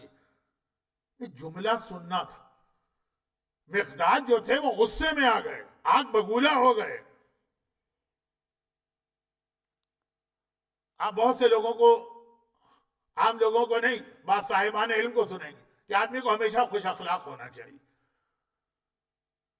آغائے طباطبائی جنہوں نے تفسیر میزان لکھی ہے، تفسیر میزان ایک کلاسیکل بک ہے شیعت کی، جا کے دیکھیے ان کی کتاب میں ایک جملہ کہ آج کے زمانے میں خوشامد اور پبلک ریلیشننگ کا نام لوگوں نے خوش اخلاقی رکھ دیا۔ ان کو وہ پبلک ریلیشننگ کرنا ہے، ان کو اپنے سبسکرائبر بڑھانا ہے، ان کو اپنا مجمع بڑھانا ہے، مجمع میں کسی کا کو برا نہ لگے، کوئی ایسی بات نہیں کہنا۔ یہ آغا طباطبائی کا جملہ، اور اس کتاب کا جملہ ہے جو میں نے عرض کیا تھا کہ امریکہ کے اندر جس وقت کسی ایک ٹرپ میں جب میں جا رہا تھا تو امیگریشن آفیسر ایک عورت تھی، اور اس نے مجھ سے اس کتاب کا نام لیا آغا طباطبائی کی، جس کا انگریزی ٹرانسلیشن ہے لائٹ انسائیڈ، اردو میں سیر و سلوک، اس میں یہ لکھا ہوا ہے۔ اس نے کہا کیا کتاب ہے یہ، آپ کا مذہب ہے؟ جب سے میں نے کتاب پڑھی ہے اس وقت سے میں 10 دفعہ دہرا چکی ہوں، ہر دفعہ نیا مزہ آتا ہے۔ ان آغا طباطبائی کا جملہ، پبلک ریلیشننگ کا اور خوشامد کا نام آخری ہمارے زمانے میں خوش اخلاقی بن گیا، یہ نہیں جو صحیح معنوں میں ہو۔ تو اب مقداد غصے میں آ گئے، غصے میں آ گئے، کہا کہ تم نے کیا دعا مانگی ہے اور کیا تمنا کی ہے، یہ بالکل غلط ہے، خوش قسمت سمجھو اپنے آپ کو، اللہ نے تمہیں آج پیدا کیا۔ پھر ایک جملہ کہا کہ اللہ جس زمانے میں پیدا کرتا تم یہ سمجھا کرو کہ میرے لیے یہی زمانہ بہتر۔ وہ نوجوان تو ہکا بکا رہ گئے، وہ آ کے مقداد کی تعریف کر رہا ہے اور مقداد تعریف کا یہ جواب دے رہے ہیں. قریب اچھا اس کی تو ہمت نہیں ہوئی آگے کہنے کے لیے. جو قریب کے جو دوسرے لوگ ہیں جو مقداد کے ایج گروپ کے ہیں, جو مقداد اس نے کون سی ایسی بات کہہ دی کہ آپ اتنے غصے میں آ گئے. کہا کہ اسے کیا پتا اگر رسول کے زمانے میں پیدا ہوتا, اور کہہ رہا ہے کہ میں خوش قسمت, میری آنکھیں خوش قسمت. اس وقت جتنے لوگ تھے ان کی اکثریت پیغمبر کے خلاف تھی. کیا پتا یہ اس گروپ میں ہوتا, یا اس گروپ میں ہوتا, اس کیمپ میں ہوتا کہ اس کیمپ میں ہوتا. مقداد کا جملہ سنی, کہا کہ پیغمبر قرآن لے کر آئے, قرآن نے خالی حق اور باطل کو الگ نہیں کیا, باپ اور بیٹے کو بھی الگ کر دیا. اور کتنے ہی ایسے تھے کہ اسلام لا چکے ہیں, اپنے والدین کو کفر پہ دیکھ رہے اور ان کو جہنم میں جلتا دیکھ رہے, اپنے گھر والوں کو جہنم میں جلتا دیکھ رہے. دن اور رات کی نیند ان کی اڑ جاتی تھی, اور وہ یہ کہا کرتے تھے رب حب لنا من ذریاتنا من ازواجنا وذریاتنا قرۃ اعین. خدا بندہ کسی طرح سے ہماری بیویوں اور ہماری اولاد کے ذریعے ہماری آنکھوں کی ٹھنڈک عطا فرما, کیونکہ وہ دیکھ رہے ہیں کہ ان کی بیویاں, ان کی اولاد, ان کے گھر والے دین کے اور حق کے خلاف ہیں. قرآن خالی حق اور باطل کو الگ نہیں کر رہا, بھائی کو بھائی سے الگ کر رہا, شوہر کو بیوی سے الگ کر رہا, والدین کو اولاد سے الگ کر رہا. یہ ہے قرآن. خوش اخلاقی کسے کہتے ہیں؟ سب کو ملا کے چلنا. یہی ہے نا, یہ جملہ بہت سنا ہوگا, یہ ہم تو سب کو ملا کے چلتے ہیں. خیر اس کی تفصیل کا اب وقت نہیں رہا. یہ گھڑی کی سوئی بتا رہی ہے کہ میں تقریر کے وقت سے 1 منٹ اوپر جا چکا ہوں, ابھی غم کا بھی بیان ہے. تو انشاءاللہ باقی باتیں کل. مقداد نے ایک اصول دیا. وہ کیا اصول دی؟ پیغمبر کے زمانے میں ہونا کافی نہیں ہے جب تک کہ تمہیں یہ گارنٹی نہ ہو کہ اگر پیغمبر کے زمانے میں ہو تو پیغمبر کے ساتھی ہی بنو گے. ساتھی تو کم تھے, مخالف زیادہ. لیکن اب اس سے ہمارا تعلق کیا؟ ہمارا تعلق یہ ہے کہ امام زمانہ ظاہر ہو جائیں, امام زمانہ آ جائیں. یہ تمنا کافی نہیں ہے جب تک کہ آپ کو یہ گارنٹی نہ ہو کہ آپ امام کے کیمپ میں ہوں گے. ہمیں تو کوفے والے ہمارے سامنے تڑپے جا رہے تھے, مولا حسین آ جائیے, آ جائیے, مولا حسین آ جائیے, مولا. جب آ گئے تو یہی کوفے والے حسین کے خلاف کیمپ میں. ایک سے ایک. شبس ابن ربی جو مسجد بناتا ہے اس شکرانے کے اندر کہ حسین میرے ہاتھ سے مارے گئے, یعنی میں بھی ان لوگوں میں شامل تھا. شکرانے میں مسجد بنائی. جو خط لکھ کر مولا کو کوفے بھی بلا رہا ہے, اور علی کے زمانے میں جنگ صفین میں سب سے بڑھ کے وہ حصہ لے رہا تھا جنگ نہروان میں خارجیوں کے مقابلے میں. تو یہ میک شور کیجئے. اور یہ کیسے میک شور ہوگا, وہ طریقہ کیا ہے, وہ انشاءاللہ کل سے بات شروع ہوگی. امام زمانہ اور ولایت علی. لیکن مقداد کہتے ہیں کہ ہر وقت تمہاری زبان پہ دعا رہنی چاہیے کہ تمہاری اولاد تمہاری آنکھوں کی ٹھنڈک بنے. آنکھوں کی ٹھنڈک کسے کہتے ہیں؟ چارٹرڈ اکاؤنٹنٹ بن جائے, ڈاکٹر بن جائے, وہ اپنی جگہ ہوگا. وَجْعَلْنَا لِلْمُتَّقِينَ إِمَامًا, میں اپنے خاندان کو لیڈ کروں جو متقیوں کا خاندان ہو. یہ ہے آنکھوں کی ٹھنڈک کہ تمہاری ساری اولاد, تمہاری بیوی, تمہارے گھر والے متقی ہوں. تو جیسا آپ نے کل میں نے بتایا, مقداد کا اپنا بیٹا. کیوں؟ کیونکہ یہ دعا ہے مومن کی, کوشش یہ ہے, نتیجہ مومن کے ہاتھ میں نہیں ہے. ایک سے ایک بہترین اصحاب رسول کے بیٹے بہکے بگڑے. کہیں ماں کا حصہ ہے, کہیں استاد کا حصہ ہے, کہیں باپ کا حصہ ہے, مائیں بالکل ٹھیک. واقعاً اگر آپ کو ایسا کوئی خاندان نظر آئے گا جو سورہ فرقان کی اس آیت میں پورا اتر رہا, رب حب لنا من ذریاتنا من ازواجنا وذریاتنا قرۃ اعین, ایسی بیویاں چاہیے, ایسی اولاد چاہیے جو آنکھ کی ٹھنڈک ہو. واقعاً اگر کوئی خاندان نظر آئے گا تو کربلا میں حسین کا گھرانہ. ایک ایک بیوی کو دیکھ لیجیے آپ. اگر ہمارے پاس الگ سے وہ روایتیں نہ ہوتی جو رتبے بتاتی کہ زینب کبریٰ کا رتبہ سب سے بلند ہے اور ام کلثوم ان کے بعد ہیں, تو صحیح معنوں میں تو ہم فیصلہ ہی نہیں کر پاتے تھے کہ ان میں سے کس کو کس پر ترجیح دی جائے. ہمیں تو ہر ایک دوسرے سے بہتر ہی نظر آتا ہے. اور پھر اولادیں. میں نے کہا نا کہ آنکھوں کی ٹھنڈک کیا ہے, ڈاکٹر بن گئے. آنکھوں کی ٹھنڈک کیا ہے, سرجن بن گئے. آنکھوں کی ٹھنڈک کیا ہے, چارٹرڈ اکاؤنٹنٹ بن گئے. آنکھوں کی ٹھنڈک کیا ہے, آئی ٹی کا ماہر بن گئے.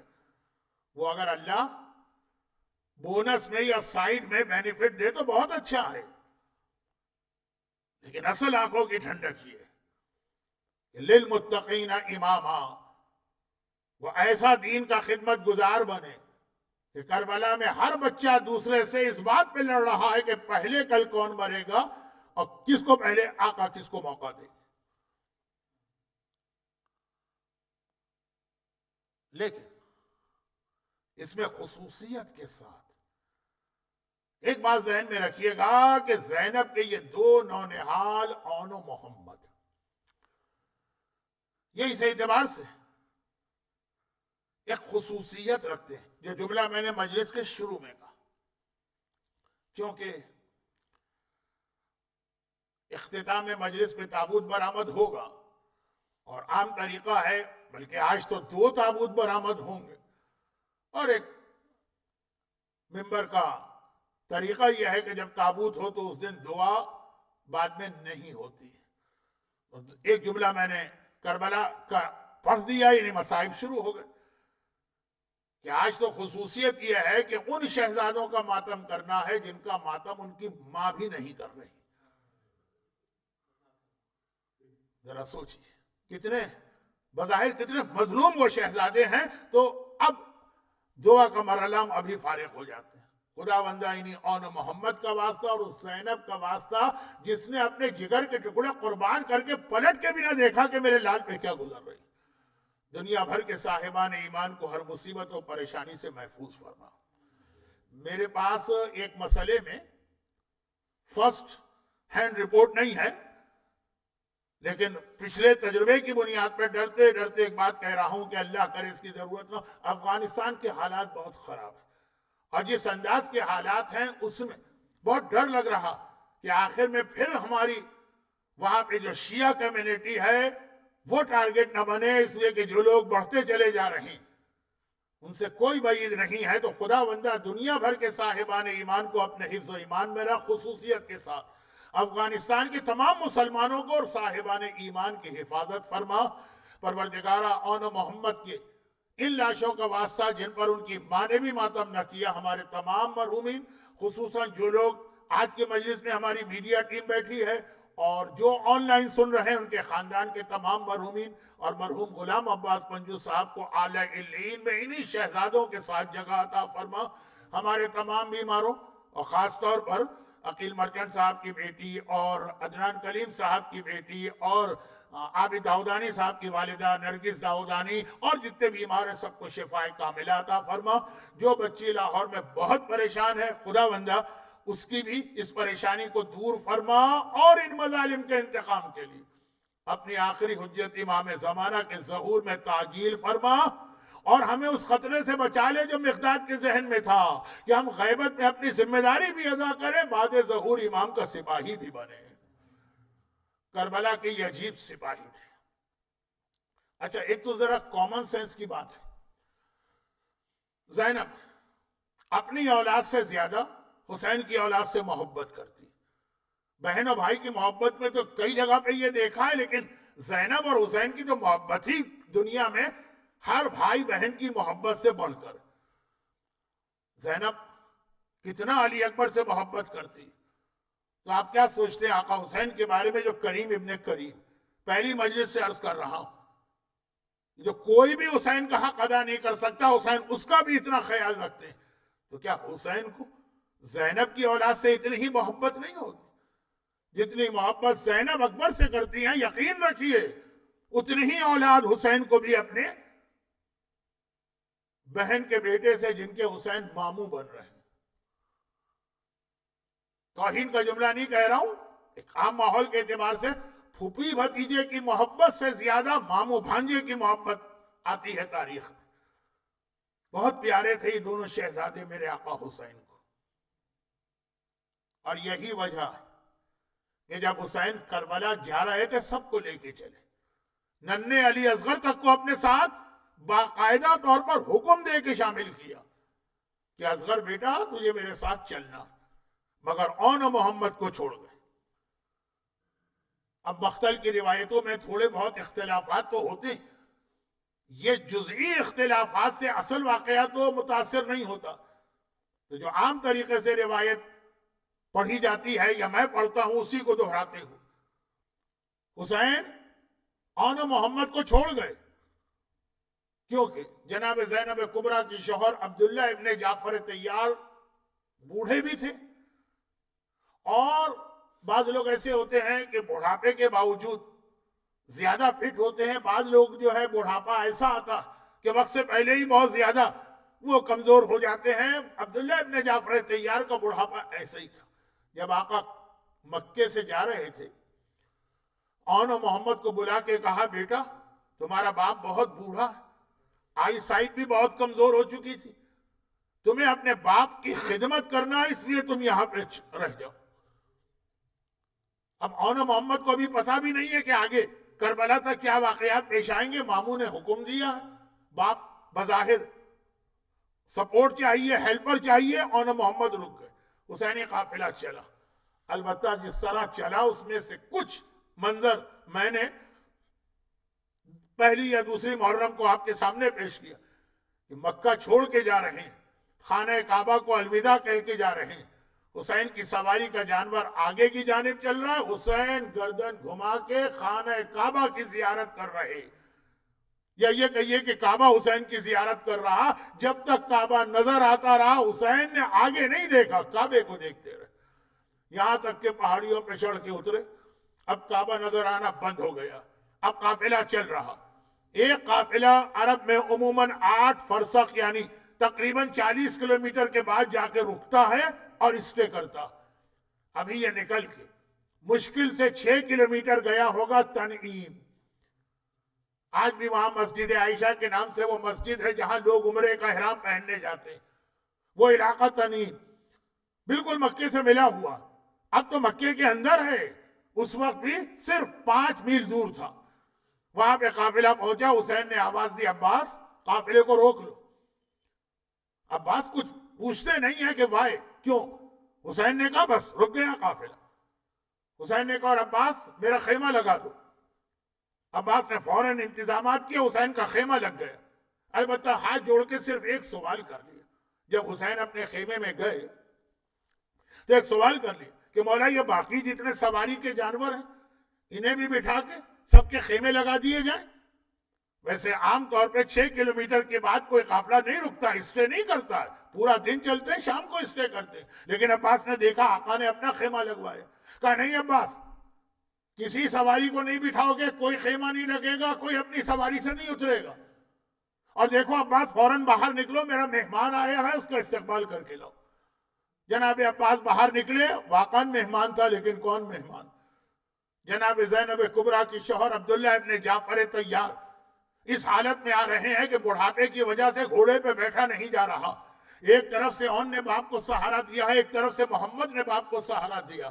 یہ دونوں شہزادے باپ کو سہارا دے کے حسین کی خدمت میں لائے. عبداللہ ابن جعفر طیار نے آقا حسین کو دیکھا. یہ منزل تنعیم ہے، مکے سے صرف 5 میل کے فاصلے پر پہلا اسٹے. عبداللہ ابن جعفر طیار نے حسین کو سلام کیا. ابھی کچھ دیر پہلے ہی تو آخری ملاقات ہوئی. اور ایک مرتبہ کہا حسین مجھے پتا ہے کہ تو کوفے کی جانب جا رہا. حسین نے کربلا کا اعلان کیا ہی نہیں تھا، کوفے جا رہا. اور مجھے یہ بھی پتا ہے کوفہ کون سا شہر. عبداللہ مولا علی کے ساتھ پورے عرصے کوفے میں رہیں. کہا تو ایسے بے وفاؤں کے شہر میں جا رہا کہ اگر میرے اختیار میں ہوتا تو میں تیری پیشانی کے بال پکڑ کے تجھے روک لیتا اور کوفے تو قطعاً نہ جانے دیتا. لیکن مجھے پتا ہے تو امام وقت ہے، تو امام زمانہ، تو امام معصوم ہے، وہی کرتا ہے جو حکم خدا ہوتا ہے، اس لیے میں آگے کچھ نہیں بولتا ہوں. لیکن میں صرف اس لیے آیا ہوں کہ ایک بار اپنی بیوی زینب سے ایک آخری بات کہہ دوں. حسین نے کہا عبداللہ وہ آپ کی شریک حیات، وہ آپ کی بیوی، آپ کو پورا اختیار ہے، باہر جائیے، ان کی سواری نظر آ رہی. اچھا اب یہ جو قافلہ روکا تو ساری بیویوں میں ہی تشویش ہوئی کہ قافلہ روکا کیوں گئے. پتہ چل گئے عبداللہ ابن جعفر طیار آئے ہیں، حسین سے مل رہے ہیں. زینب کبریٰ نے دیکھا کہ میرا شوہر میرے بھائی کے خیمے میں گیا اور پھر نکل کر میری جانب آ رہا. شہزادی کے دل میں خیال آیا یہاں پہ دو روایتیں ہیں. بعض روایتوں میں یہ کہ جب مولا نے زینب کبریٰ کی شادی کی تھی اسی وقت یہ شرط لگائی تھی کہ جب زینب جائیں گی کربلا تو تم شوہر کا حق استعمال نہیں کر سکتے ہو. وہ ایک الگ روایت ہے لیکن زیادہ علماء نے اس کو لکھا. وہ کیا لکھا ہے کہ نہیں ایسی کوئی شرط نہیں تھی. جناب زینب کبریٰ کو یہ پتا چلا کہ میرا شوہر آیا میری طرف آ رہا, دل میں خیال پیدا ہوا کہ ایسا نہ ہو کہ میرا شوہر واپسی کا حکم لے کے آیا اور مجھ سے کہنے آیا ہو کہ نہیں تم نہیں جاؤ گی, تم واپس گھر میں چلو. اگر شوہر حکم دے دے گا تو باقی تو شوہر کا کوئی حکم ماننا واجب نہیں ہوتا. جملہ ذہن میں رکھیے گا. شوہر بنے کا خناس دماغ سے نکالیے گا لیکن فی الحال مصائب میں گنجائش نہیں.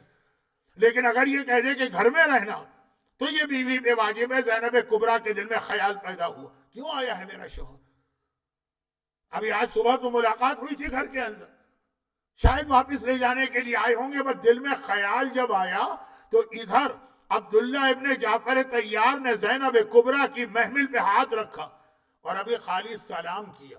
السلام علیک یا بنت رسول اللہ, اے رسول کی بیٹی میرا سلام لو. زینب کبریٰ نے جواب سلام تو دیا, وعلیک السلام یا ابن امی, اے میرے چچا کے بیٹے اور میری طرف سے جواب لو. لیکن اس سے پہلے کہ عبداللہ کوئی بات شروع کرے زینب کبریٰ نے طلب کے کہا کہ اے میرے چچا کے بیٹے اگر مجھے واپس لے جانے آیا ہے تو زینب یقیناً واپس چلے گی. شریعت کی مخالفت تو نہیں کر سکتی ہے, مگر تو زینب کو نہیں لے جائے گا, زینب کی میت کو لے کے جائے گا, زینب کا لاشا لے کے جائے گا, اس لیے کہ بھائی سے الگ ہو کر یہ بہن زندہ رہ ہی نہیں سکتی. عبداللہ نے ہاتھ جوڑے لیکن عبداللہ سے پہلے میں ہاتھ جوڑتا ہوں اور ایک جملہ کہتا ہوں کہ شہزادی ہاتھ جوڑ کے ایک گستاخی سی کر رہا, ابھی آپ کے دل میں خالی خیال آیا. عبداللہ نے کچھ کہا بھی نہیں, خالی خیال آیا کہ شاید مجھے بھائی سے الگ کر رہا ہے تو آپ مرنے کے قریب ہو گئی. اور جب کربلا میں عاشور کی سے پہر حسین نے آ کر کہا بہنا اے بہن زینب میرا آخری سلام لو, اب میں تم سے جدا ہونے جا رہا ہوں, آج 55 برس کا ساتھ چھوٹ رہا ہے, اس وقت کیا قیامت آپ پہ گزری ہوگی. اور میرا جملہ یاد رکھی, اس وقت بھی زینب مر جاتی. اس وقت زینب کو جس چیز نے بچایا وہ انشاءاللہ شام غریبہ کی مجلس میں عرض کروں گا اگر اس وقت تک زندہ رہا. تو خیر یہ تو میں نے ہاتھ جوڑے شہزادی سے, لیکن عبداللہ نے باقاعدہ شہزادی کے سامنے ہاتھ جوڑ دی اور کہا شہزادی یہ آپ نے کیا کہہ دیا, بھلا میری یہ ہمت, بھلا میری یہ مجال, میں آپ کو کوئی حکم دوں کہ آئیے اور نہ جائے. میں تو اس لیے آیا ہوں کہ مجھے پتا ہے میرا آقا جہاں جا رہا ہے وہ کتنا دشمنوں اور بے وفاؤں کا شہر ہے, خطرناک شہر ہے. ہمارے اور آپ دونوں کی جد نے کہا تھا نا جب کسی خطرے کی جگہ پہ جاؤ تو صدقے کا سامان لے کے جانا. میں تو صدقے کا سامان لے کے آیا ہوں. اور کیا ہے صدقے کا سامان؟ کوئی درہم, کوئی دینار, کوئی گندم, کوئی گوسفند نہیں. ایک مرتبہ اون کو آگے بڑھایا, کہا کہ یہ صدقے کا سامان ہے, میرے آقا پر کوئی وقت پڑے اسے میری جانب سے صدقہ کر دیں. محمد کو آگے بڑھایا اور کہا مصیبت بڑی ہو تو اسے اپنی جانب سے صدقہ کر دیں. یہ ہے کربلا جہاں بوڑھا باپ اپنی اولاد کی جان بچانے کے لیے نہیں سوچتا ہے, اولاد کو قربان کرنے کے لیے سوچتا ہے. اور اس طرح دیکھیے باقی شہداء سے ذرا مختلف واقعہ اون محمد کا میں بات کو مختصر کرتا ہوں. اون محمد آ گئے اس قافلے کے اندر, عبداللہ اپنے غلام کے ساتھ واپس چلے گئے اور اب وہاں سے لے کے عاشور کی سے پہر تک, عاشور کی شب تک, شب عاشور, اون محمد اس قافلے میں برابر کے ہیں یہاں تک کہ شب عاشور آ گئی. ایک روایت آج بھی پڑھ رہا ہوں, یہ روایت شب عاشور بھی شاید تکرار کروں. آپ نے یہ تو بہت سنا ہے نا کہ شب عاشور میرے آقا حسین نے چراغ گل کر کے مردوں کا امتحان لیا, مگر عورتوں کا بھی امتحان لیا. عورتوں کا امتحان ان معنوں میں لیا کہ جمع کر کے خطاب نہیں کیا. جب مردوں کا امتحان ہو گیا اور انہیں بھیج دیا گیا ان کے خیموں میں, تو آدھی رات کے بعد حسین ایک ایک خیمے کو جس میں خالی سیدانیاں بیٹھی ہیں دیکھنے نکلے کہ بیویوں پہ کیا گزر رہی. اللہ آپ کو کئی بار لے گیا ہے اور مرتے دم تک بار بار لے جائے. کربلا معلیٰ آج بھی وہاں خیمہ کا موجود. میرا مظلوم آقا خیموں کا جائزہ لے رہا. اور بالکل حسین کے خیمے سے ملا ہوا زینب کا خیمہ ہے نا، بیک ٹو بیک. ایک مرتبہ حسین اپنے خیمے سے نکلے، پہلا خیمہ زینب کا نظر آیا.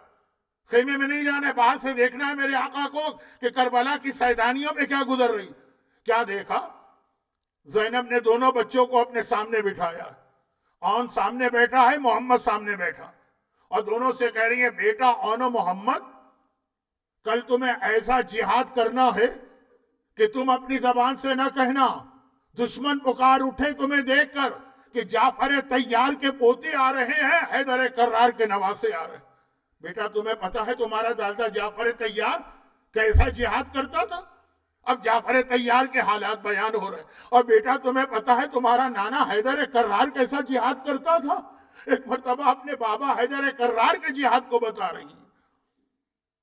اے دلبران جعفر طیار، یہ جعفر طیار کے پوتے ہیں. اور آخر میں ایک عجیب جملہ کہا کہ بیٹا اون، بیٹا محمد، مجھے پتا تمہاری رگوں میں تمہارے دادا جعفر طیار کا خون ہے، تمہارے نانا حیدر کرار کا خون ہے نا، مجھے پتا ہے کل تم جب جہاد کرو گے تو فرات پہ قبضہ بھی کر لو گے. حیدر کرار کا نواسا ہے، بس ایک بات یاد رکھنا، جب فرات پہ قبضہ کرنا تو علی اصغر سے پہلے پانی نہ پینا. ماں یہ نہ سنے کہ پیاس سے تڑپ کے تم نے پہلے پانی پی لیا، میرا اصغر پیاسا رہے، اونو محمد پانی پی لے. یو پی کے محاورے میں کہوں کہ ماں دودھ نہیں بخشے گی، یہ اونو محمد کو تیار کیا جا رہا. اور اگلا دن آتا، اللہ آپ کی ساری حاجتیں اونو محمد کے طفیل میں پورا کرے. زینب کبریٰ نے کس طرح اپنے لال نشاور کر دیا آقا حسین پر. اور اگلا دن آتا، جب تک اصحاب امام جہاد کرتے رہے اس وقت تک زینب خاموش رہی. جب بنی ہاشم کے جوانوں کی باری آئی، جب اون و محمد خیمے میں آتے ہیں، ماں تڑپ کے ایک سوال کرتی، بیٹا اون، بیٹا محمد، تو اب تک زندہ ہے؟ کوئی ماں دنیا میں جو اس طرح تڑپ کے سوال کرے سوائے کربلا کی ماؤں کے؟ بیٹا محمد تو اب تک زندہ ہے، بیٹا اون تو اب تک زندہ ہے. اور سر جھکا کے شہزادے کہتے ہیں پھوپھی اماں اجازت نہیں مل رہی. آخر میں جب علی اکبر کا لاشا آ گیا ایک روایت کے مطابق اور اون و محمد آئے تو زینب نے کوئی سوال نہیں کیا. زینب نے ناراضگی کے عالم میں منہ پھیر لیا. شہزادے تڑپ گئے، ہاتھ جوڑے، ننھے ننھے ہاتھ. اماں کیا ہم سے ناراض ہو گئی ہو؟ کہا تیری ماں کیسے خوش ہو، میرے اکبر کا لاشا آ گیا تو اب تک زندہ ہے. کہا کہ اماں کسی سے بھی پوچھ لے، صبح سے بار بار ماموں کے پاس جاتے ہیں، ماموں ہمیں بھی مقتل میں جانے کی اجازت دیجیے، لیکن ماموں اجازت ہی نہیں دیتا. اماں اجازت تو دلوا دے، پھر دیکھ تیرے بیٹے کیسا جہاد کرتے ہیں. زینب ایک مرتبہ اپنی جگہ سے کھڑی ہوئی اور کہا چلو میرے ساتھ حسین کے خیمے میں آئیں. بھیا حسین، یہ 2 بار زینب نے جملہ کہا. ایک آج سنیے، ایک پرسوں سنیے گا اگر میں اس وقت تک زندہ رہا اور مسائل پڑھنے کے قابل رہا. ایک مرتبہ کہا بھیا آج بہن بھائی کے پاس نہیں آئی ہے، آج جعفر طیار کی بہو حیدر کرار کے بیٹے کے پاس آئی ہے اور ایک حاجت لے کے آئی ہے. تو مشکل کشا کا مشکل کشا بیٹا، میری یہ حاجت پوری کر دے، میرے بچوں کو مقتل میں جانے کی اجازت دے دے. میں نے عرض کیا نا کہ اندازہ کریں حسین کو اپنے بھانجوں سے کتنی محبت ہوگی. ہر ماموں اپنے بھانجوں سے محبت کرتا ہے، تو زینب کی اولاد ہے. آنکھوں میں آنسو آ گئے. کہا زینب میں کس دل سے ان کو اجازت دوں؟ کہا بھیا بس میری یہ خواہش و تمنا. حسین نے اون محمد کو دیکھا، کہا اچھا بچوں جاؤ، تمہاری ماں کہہ رہی ہے، میں نے اجازت دی. بچے چلنے لگے، روک لیا زینب نے روک لیا. کہا بیٹا اس طرح نہیں جاؤ گے. اور یہ کہہ کے اپنے خیمے میں گئی. کہا میں ابھی آتی ہوں. آئی 2 امامے لے کر آئی اور یہ امامے حسین کو دیے. کہا بھیا ان میں سے ایک ان کے دادا جعفر طیار کا امامہ ہے، ایک ان کے نانا حیدر کرار کا امامہ ہے. اون کو جعفر طیار کا امامہ اپنے ہاتھ سے پہنا، محمد کو حیدر کرار کا امامہ اپنے ہاتھ سے پہنا.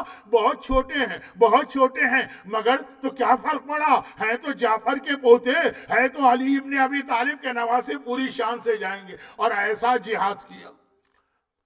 حیدر کرار کا امامہ پہن کے محمد چلا، جعفر طیار کا امامہ پہن کے اون چلا، اور ایک بار مقتل میں پہنچتا ہے. دونوں نے مل کے جہاد شروع کیا اور ایسا جہاد کیا کہ عباس کا مقابلہ تو یہ لشکر عمر سعد کیا کرے، اون محمد کے سامنے سے بھاگنے لگا۔ عمر سعد نے کہا کہ سپاہیوں تم اس طرح ان کو نہیں مار سکتے ہو، جعفر طیار کا خون ہے ان کی رگوں کے اندر، ان کو پہلے ایک دوسرے سے الگ کرو اور اس کے بعد پھر الگ الگ دونوں پہ حملہ کرو۔ فوج بیچ میں آ گئی، اون کو ایک طرف، محمد کو ایک طرف، اور اب جو حملہ کیا تھے تو 9-10 سال کے بچے نا، کتنی جنگ کرتے۔ ایک مرتبہ گھوڑوں سے زمین کربلا پہ گرے، آواز دی ماموں ہمارا آخری سلام لیجئے، بس اتنا سننا ہے۔ میرا آقا حسین طلب کے کھڑا ہوا اور کہا عباس تم بھی میرے ساتھ چلو۔ روز ہمیشہ تو حسین کو ایک لاشا لانا ہوتا ہے نا، آج اگر آپ 2 تابوت اٹھائیں گے تو لاشیں بھی اس دن 2 تھے نا۔ حسین نے کہا عباس میرے ساتھ چلو۔ عباس اور حسین اون محمد کے سرانے پہنچے، بس آپ کی زحمتیں تمام ہو رہی ہیں۔ ایک لاشا حسین نے اٹھایا، ایک لاشا عباس نے اٹھایا اور خیموں کی جانب آ رہی۔ اب طریقہ یاد رکھیے، کیونکہ یہی طریقہ علی اکبر کے وقت ہوا، یہی قاسم کے وقت ہوا، یہی ہر شہید کے وقت ہوا۔ وہ کیا طریقہ ہے کہ ادھر شہید گھوڑے سے گرتا ہے، حسین کو پکارتا ہے، عمر سعد کے لشکر میں خوشی کے شادیانے بجنے لگتے ہیں، خوشی کی آوازیں بلند ہوتی ہیں، اور خیموں میں سیدانیاں صف اعضا بچھا کے بال کھول کے بیٹھ جاتی ہیں، اور جس شہید کا لاشا آ رہا اس کی وارث آگے بڑھ کے صف اعضا پہ بیٹھ جاتی ہے۔ ادھر اون محمد گھوڑے سے گرے، حسین اور عباس نے لاشیں اٹھائے ہیں، ادھر عمر سعد کے لشکر میں خوشی کے شادیانے بجنے لگے، اور خیموں کے اندر سیدانیاں صف اعضا پر بیٹھی ہیں، سب بال کھول کے انتظار کر رہی۔ لاشیں آتے ہیں، زینب کبریٰ کو دیکھ رہی ہیں، اور زینب کبریٰ نے دیکھا کہ بیویوں نے ماتم شروع کیا۔ زینب نے تو پہلے دن سے ہی کہا تھا نا کہ میرے لال ماتم نہ کروں گی، چنانچہ ساری بیویوں سے کہا خاموش ہو جاؤ، کوئی میرے اون کا ماتم نہ کرے، کوئی میرے محمد کا ماتم نہ کرے۔ اے مجلس سننے والوں، اے مجلس سننے والیوں، اگر کربلا کی بیویوں کو زینب نے روک دیا ہے تو ہم اور آپ ان کا ماتم کریں گے۔ اور پھر ایک عجیب جملہ کہا، مرزا دبیر یا مرزا انیس کے مرثیے کی بیعت ہے، کہا بیویوں میرے اون و محمد کا ماتم نہ کرو۔ باجے والوں کی صدا زیر قنات آتی ہے، کیسے لاشیں میرے بچوں کی بارات آتی ہے، انہیں لاشا نہ سمجھو، آج ماں کامیاب ہو گئی، میرے بچوں کی بارات آئی۔ اون محمد کے لاشیں آئے، اور ایک بار حسین نے لاشیں زمین پہ رکھے، کیا دیکھا، اون مر چکا ہے، اون مر چکا ہے، محمد آخری سانسیں لے رہا ہے۔ حسین کا دل بھر آیا، کہا زینب بہن ذرا ایک بار تو آگے بڑھ کے اس کو کلیجے سے لگا لو، یہ 2 بچے ہیں جو ماں کے سینے سے محروم رہے، کلیجے سے لگا لو۔ زینب ماں ہے نا جھکی، محمد کو کلیجے سے لگایا، وہ آخری سانسیں لیتا ہوا ایک جملہ کہہ رہا ہے، کہہ رہا ہے اماں اب تو ہم سے خوش ہے نا، اب تو ہم نے تیرے دودھ کا حق ادا کر دیا نا، اب تو ہم نے حق وفا ادا کر دیا۔ ہائے اون محمد کا ماتم، ماں نے ماتم نہ کیا، تابوت آ رہا ہے، آپ حضرات اپنی اپنی جگہ پہ گریا کریں اور زینب کو ان کے لال کا پرس۔ اے اون محمد، اے اون محمد،